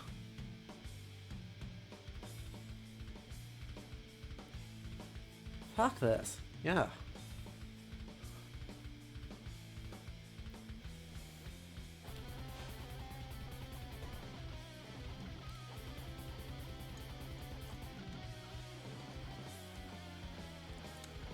Like, I don't think there's a use case where I'm like, you know, I could see these tools being leveraged in interesting ways. Right?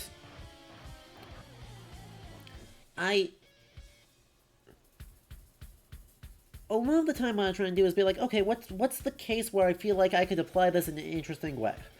Here's a tool. What circumstances does this apply to? These don't. There's nothing good that comes from this. This is not useful in teaching people critical thinking. Chat GPT might be. Chat GPT might be a useful way to teach people how to dissect a fake essay and spot bullshit. Everything else, nah. And honestly, I'd rather just write something bullshit and have people break that down, rather than have an AI do it for me.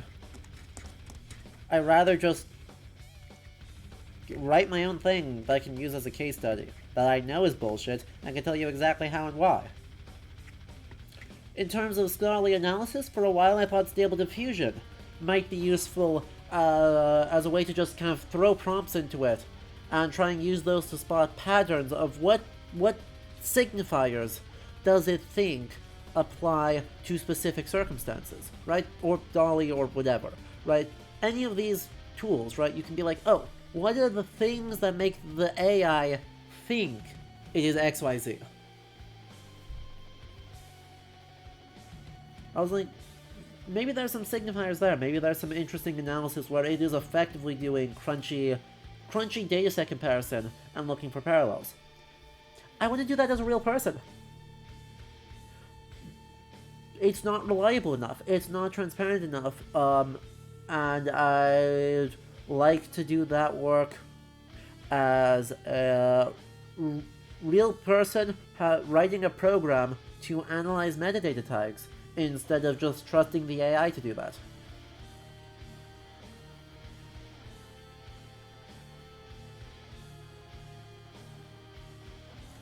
There is no use case for a historical chatbot.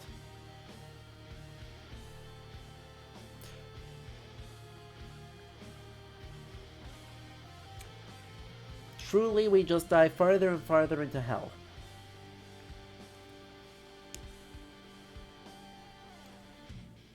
Heck, Stephen Prong comes out, you've seen several of your colleagues use AI to complete their programming assignments for them, which is, fraud. If it's for classwork, it's at the very least plagiarism. But in a professional context, yeah, that's fucking fraud.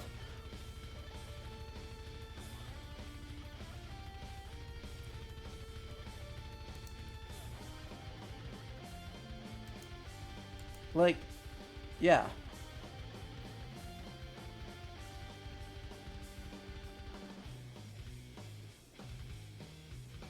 Yeah, right, there's... Theoretically, it's labor saving, but the more I look at this, the more I'm like, I don't want this labor. Because it's not labor saved. The problem with AI, I'm starting to feel, apart from, all of the use case bullshit, is that it's not labor saving. It's labor saving for you. And imagine being... And the more I learn about it, and the process of making it functional, and of having to be repeatedly traumatized in order to create something that won't,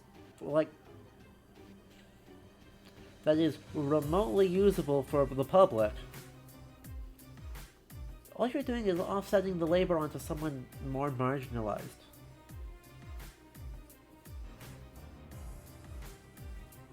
You can't ethically use that.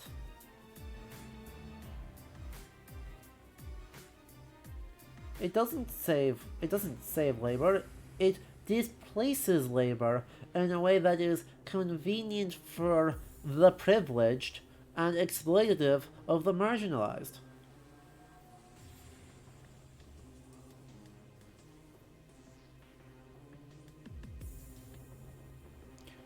Or yeah, right? You're just stealing art instead of paying someone to do work. Just steal it for it.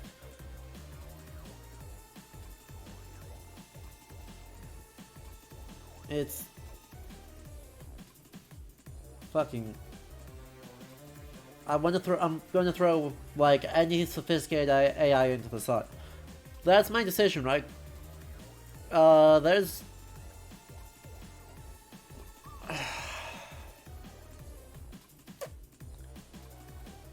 right. There are AIs that... Like, I know AI is already used in game dev, but those are like fundamentally different AI systems, right? The automation processes for like facial animation to get something that looks kind of like a person is done by machines, but that's fundamentally different, right? You're also training those by hand to create the style you like. So that's fundamentally different. But yeah, any of these big public ones that are repurposing just like generic obscure datasets? Nah, hard no. That's where I'm at right now, just fuck that. Across the board, just fuck that. Exactly, right? Machine learning tools are interesting and useful. I want to train my machine learning tools by hand. Right? I want control over what it's pulling from and really trying to structure what results it's creating. I don't want to generally use one.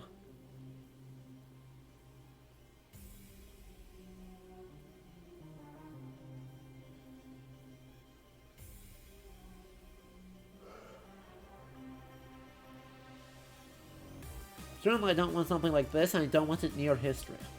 Right? I think that is part of the other thing, which is perhaps self-indulgent.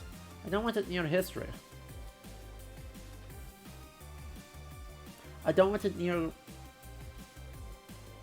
I don't want big public use adaptable AIs, and I don't want them anywhere near history. So, yeah.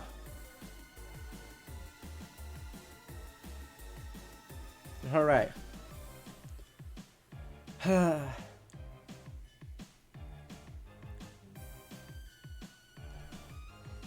Exactly, right?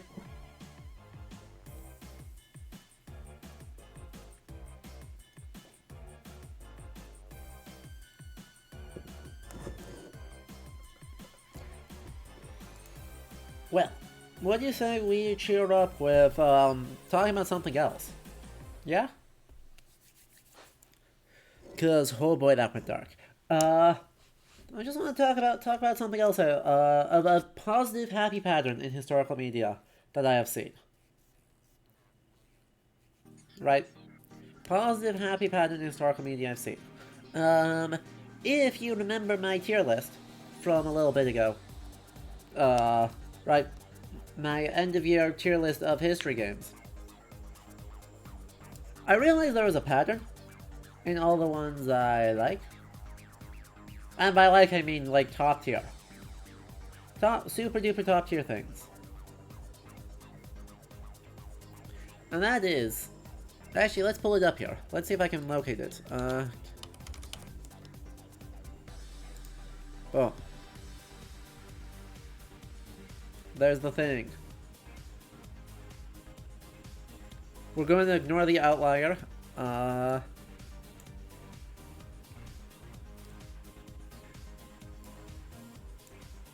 Pentiment, Blackhaven, Disco Elysium, and chat, who remembers Svoboda 1945? Right, I mean that was 2021, but raise your hand if you remember that game.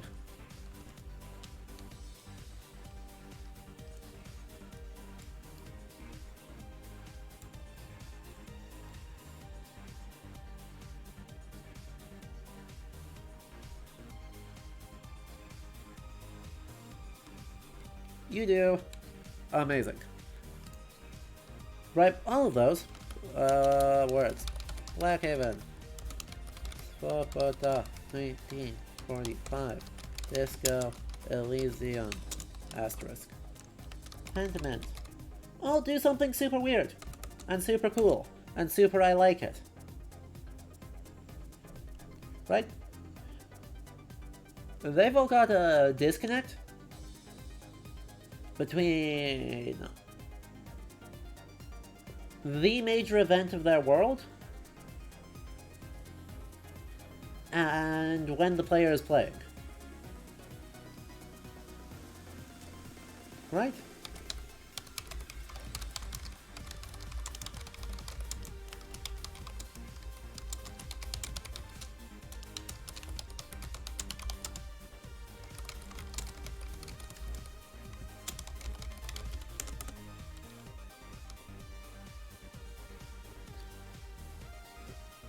In Blackhaven,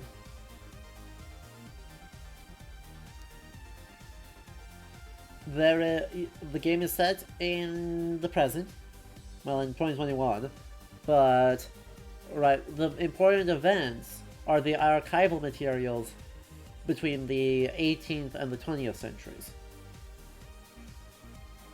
Right? Let's get a table. Google Docs, creating tables.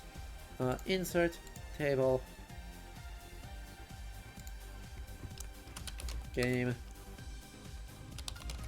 Gameplay time. Central event time. Blackhaven. Gameplay time. Present. 18th through 20th century lies. In that these are a bunch of lies that the Blackhaven Historical Society has been telling people over a span of a couple hundred years. Svoboda, 1945.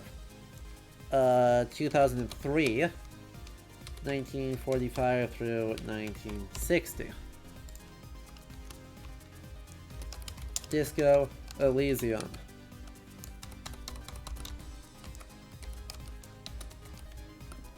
Fake time, fake plays. So, post-Soviet, right? The quote-unquote, the stand-in for the Soviet collapse is, the central event here, really. For the state of the world, that's that. And then Pentiment.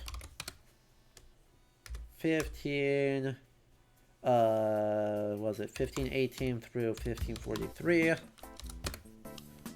And it's sometime around 1510?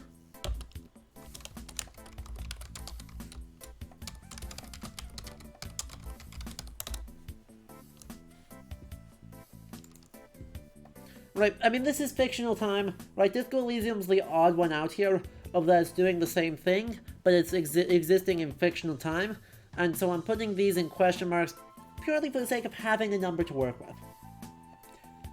There is no actual relationship here, because, you know, it is not actually post-Soviet Estonia. It is just, working in take those dials and turn them up to about 15 of event of collapse of empire, kind of resultant disorder, chaos, corruption, and the artistic movements of protest, etc., that emerge from it, comment on it, and sort of get consumed by the chaos. So, you know, there's a lot of stuff happening. There's its whole own history. There's a whole layer of the fictional history here. But, let's just say Soviet collapse and post-Soviet, sometime significantly thereafter. Now, you might also be saying, wait, what about...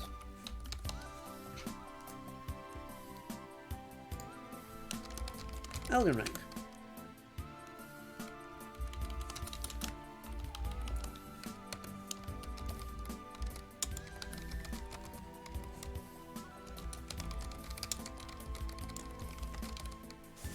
Right, isn't that the same thing? It's not like the modus operandi of FromSoft games? To which I say, no, no, no, because there's a second part of it. There is a second part of this. What makes this different from a FromSoft game is that instead of being just that there is a disconnect, it's the question of what are they doing with that disconnect. In all of these games, the disconnect is, in a very real way, the fundamental question of the game, right?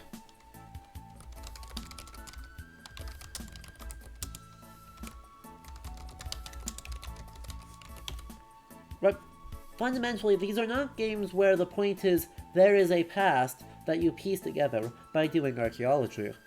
These are games about the ambiguities and contradictions and influences past events have on present people.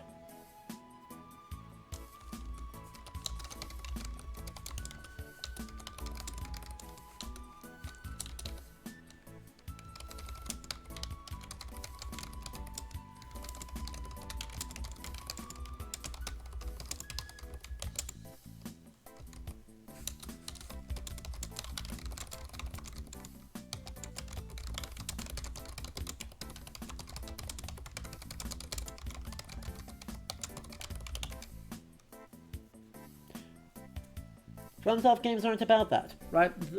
They are about the inheritance of the past to the present, but they're all about the player's capacity to do violence against that past.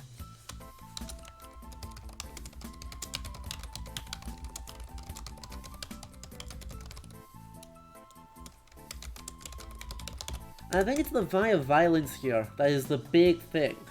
Because all these games, right? I mean, in Blackhaven, we reject the central event. In Pentiment, we reject Thomas's motivations. In this, we can decide whether the building needs to be preserved or if this should all be forgotten. Right?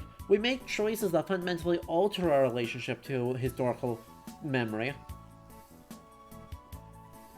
But not through violence and not through the literal killing of the past. Right? FromSoft games, you kill the past. All these games, you have to live with it.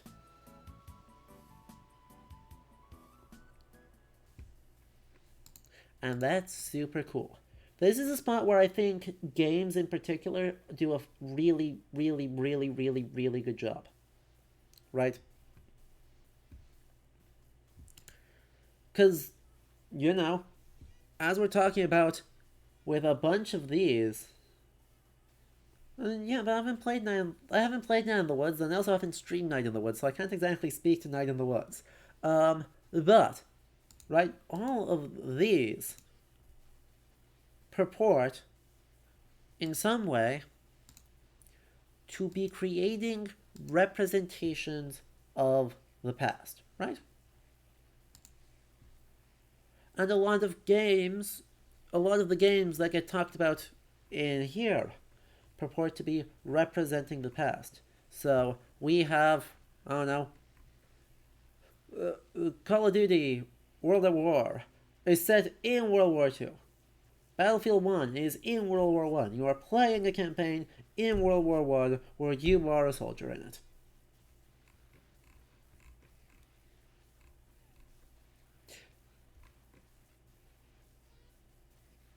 Given the conflict resolution mechanics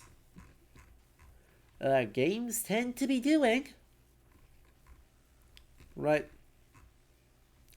Given the consequence or the conflict resolution mechanics that games tend to have, I think they kind of suck at this. Right? I approached it from a different perspective in my published article, which is takes a discourse theory approach. Right, because I have published an article. Let's see if I can find it.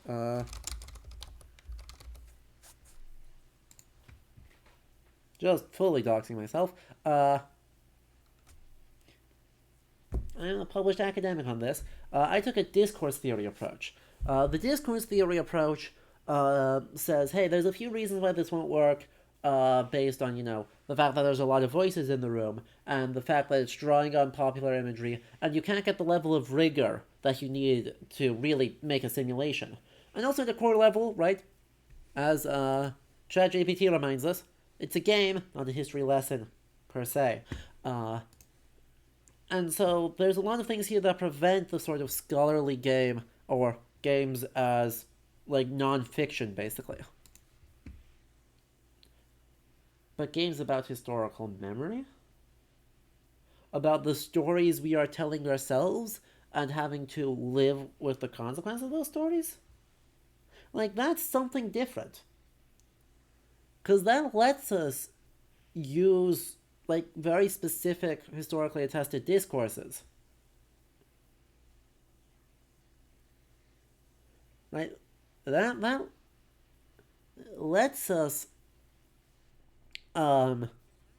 engage in more interesting ways with the memory of the past. That gives us tools other than violence to create a lived-in simulation. Now, obviously, Pentiment is also an extremely good simulation of the 16th century, in my opinion. Right, Lady Isabel, as you point out, it can be both. It can be both about historical memory and a good simulation of the past in its own right. But a lot of games won't be. And much more importantly, I think the reason why Pentiment works as a simulation is that it's not just about itself, right? It is not a sealed container of the 16th century, and then you present it there and go, voila, the 16th century. It's about the 16th century. And 200 years earlier. And 1,000 years earlier. And 5 years ago. All at the same time.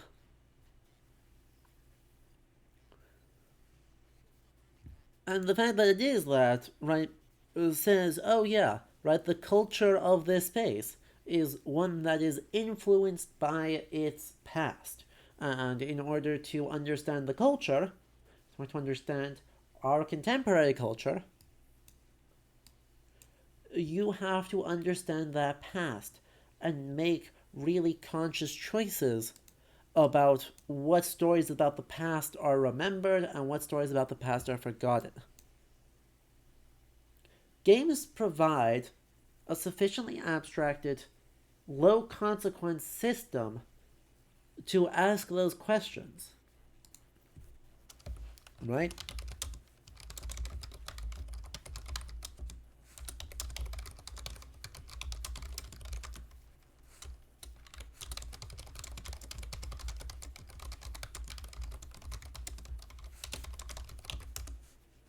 unlike FromSoft, right? Unlike a FromSoft game, we are not um, letting players piece together whatever story they want, as if this is archaeology.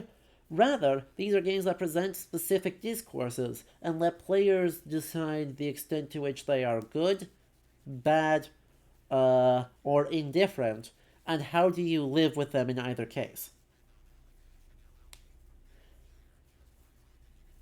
Historical game scholarship has been making what's called a heritage turn. In fact, in this volume, this volume is games with history and heritage, uh, and the editor describes what's happening as like a heritage turn in historical game studies. I think that's correct, but I think there's also a heritage turn in games, right? So heritage, thinking much more about heritage institutions, museums, monuments, places that Pierre Nora, the French sociologist, called lieux de mémoire, places of memory. And so when we think about it in terms of collective memory, narrativization, and these specific discourses, right, I realized all the favorite games I've streamed over the past over a year have all been games that are consciously engaging with that heritage. And importantly, right, that's not a space because it's so discourse oriented and so concerned with the link between past and present. It's a space that's basically immune to AI as far as I can tell. It's a space that's immune in a way that the pure simulation fucking refuses to be immune. And that's super cool. And it's pretty super cool. Don't mean to go overboard on shelling Caves of Code, but it does have an in-game history books. We love that. About one layer of history, and then fragment procedurally generated things about a more recent period. We love that too. I'll have to try that sometime. That might be a really fun one to stream then. By the way, Apollos, thank you for the follow just now. Love that. But right, Chad. Do you think my instinct is right there? Do you think I'm right when I say that games with heritage, like this sort of very heritage and memory focused narrative structure, are much more immune to the dangers AI pose and make for much more interesting games?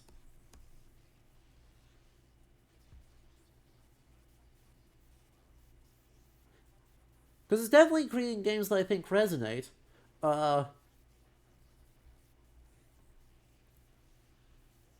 but I don't. I also don't want to 100% say that I'm just talking my ass here.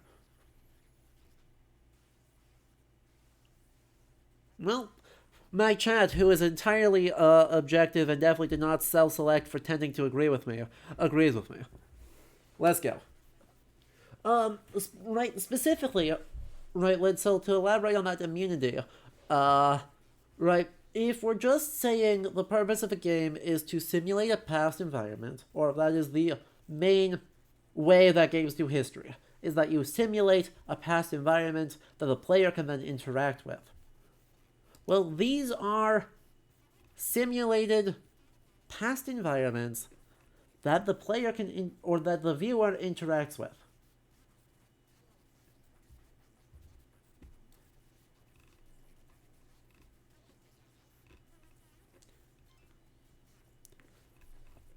In contrast, though, none of these are telling us, right?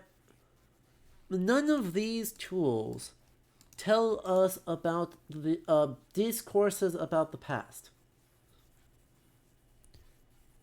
Right? None of these engage with national mythologies particularly. Right? This is half of a Wikipedia page and half a PR apology. This doesn't really engage with discourses of memory, how we imagine the past and how we construct narratives about it, and it doesn't question those.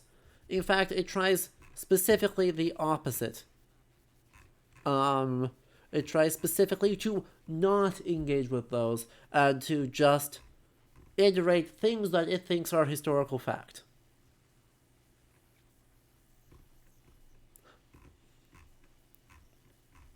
It's very bad at this. Um, but right, given that games are made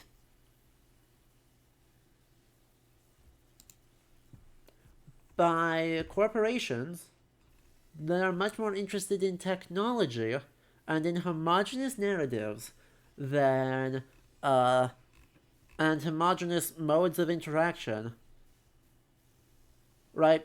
Finding ways to tell stories that are immune, that AI fundamentally sucks at doing, is a good way to AI proof our games and anecdotally also create much more enjoyable games. Right? I mean, yes, a historical simulation, right? Just a raw, here is a historical period that you are running around and telling a story that is crafted by people is going to be better than the same thing made by AI. The trick is, I want to file off the edges here. But all of this is damage control. Also, I was on the wrong screen for all of that. Right? This versus this versus this. Right? This all sucks at talking about discourses. This doesn't really talk about discourses. This certainly doesn't. But, right? This is all, basically this is damage control. This is identifying a thing I like and using it as damage control. Um, Lidso, one would say NFTs had only novelty appeal only, but didn't stop Square Enix from throwing a stupid amount of money down the drain for them. I don't trust game developers and publishers, especially not big ones. Ubisoft cancelled 7 games, delayed Skull and Bones for the 5 quadrillionth time, and threw away $500 million of like R&D sort of prospectus game development. I don't trust game publishers. They're not humanists that are running them. They're tech bros. Tech bros fucking love AI. And so I expect we'll start to see a partially AI developed games. Right? I expect people are working on tools to try and make that happen. So finding the spot where historical games are doing interesting things and doing things that make for both more interesting art and are more useful for people studying the historical media is important to me. Not only is that what my livelihood depends on, but it's important to me because I think people representing and receiving the past is interesting, and I think AI doing it fucking sucks.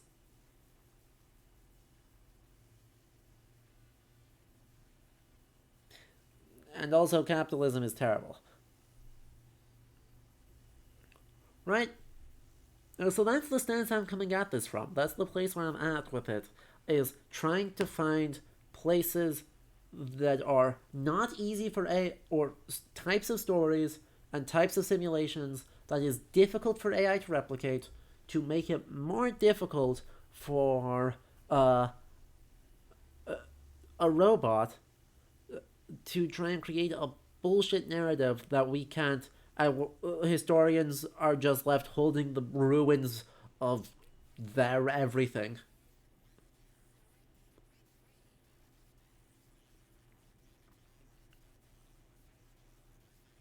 Raptorus, that haha funny thing was 4 months ago.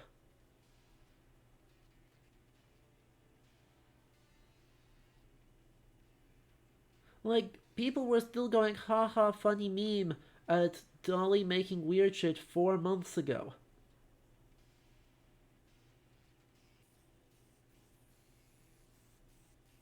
It hasn't even been a year.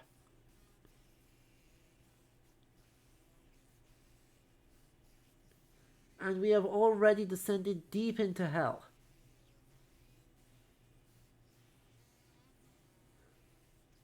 And at this point, right, I'm trying to find like fun, interesting things to keep the interest alive in the face of it, because oh boy, the more I think about what's coming, the worse it becomes. Yeah. But yeah, you know, I think I want to leave on that positive note, which is, right, the fact that a lot of my favorite games that I've streamed on this channel are all doing a really interesting thing with sort of heritage conceptions of the past, instead of looking at historical conceptions of the past, looking at heritage conceptions of the past, and using those to ground their simulations, like creates things that are really emotionally grounded and moving and interesting. And I'm really excited to see how, like, a specific thought of heritage, collective memory, and related frameworks can affect the way we construct in interconnected, diverse past environment to play in. Like that's a really exciting space to exist in, right? That's a super exciting space to exist in. That's a really invigorating space to exist in for me. I love that idea. Uh,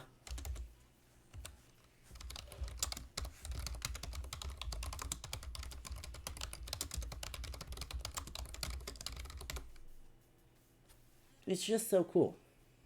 And I want to leave off on that bright and cheerful notes uh, of that there is a trend happening that I've really only seen in games in the last couple of years that are doing some truly genuinely like fascinating things that play with the kind of frameworks that underpin how we imagine the past, and I really really hope we see a lot more of this.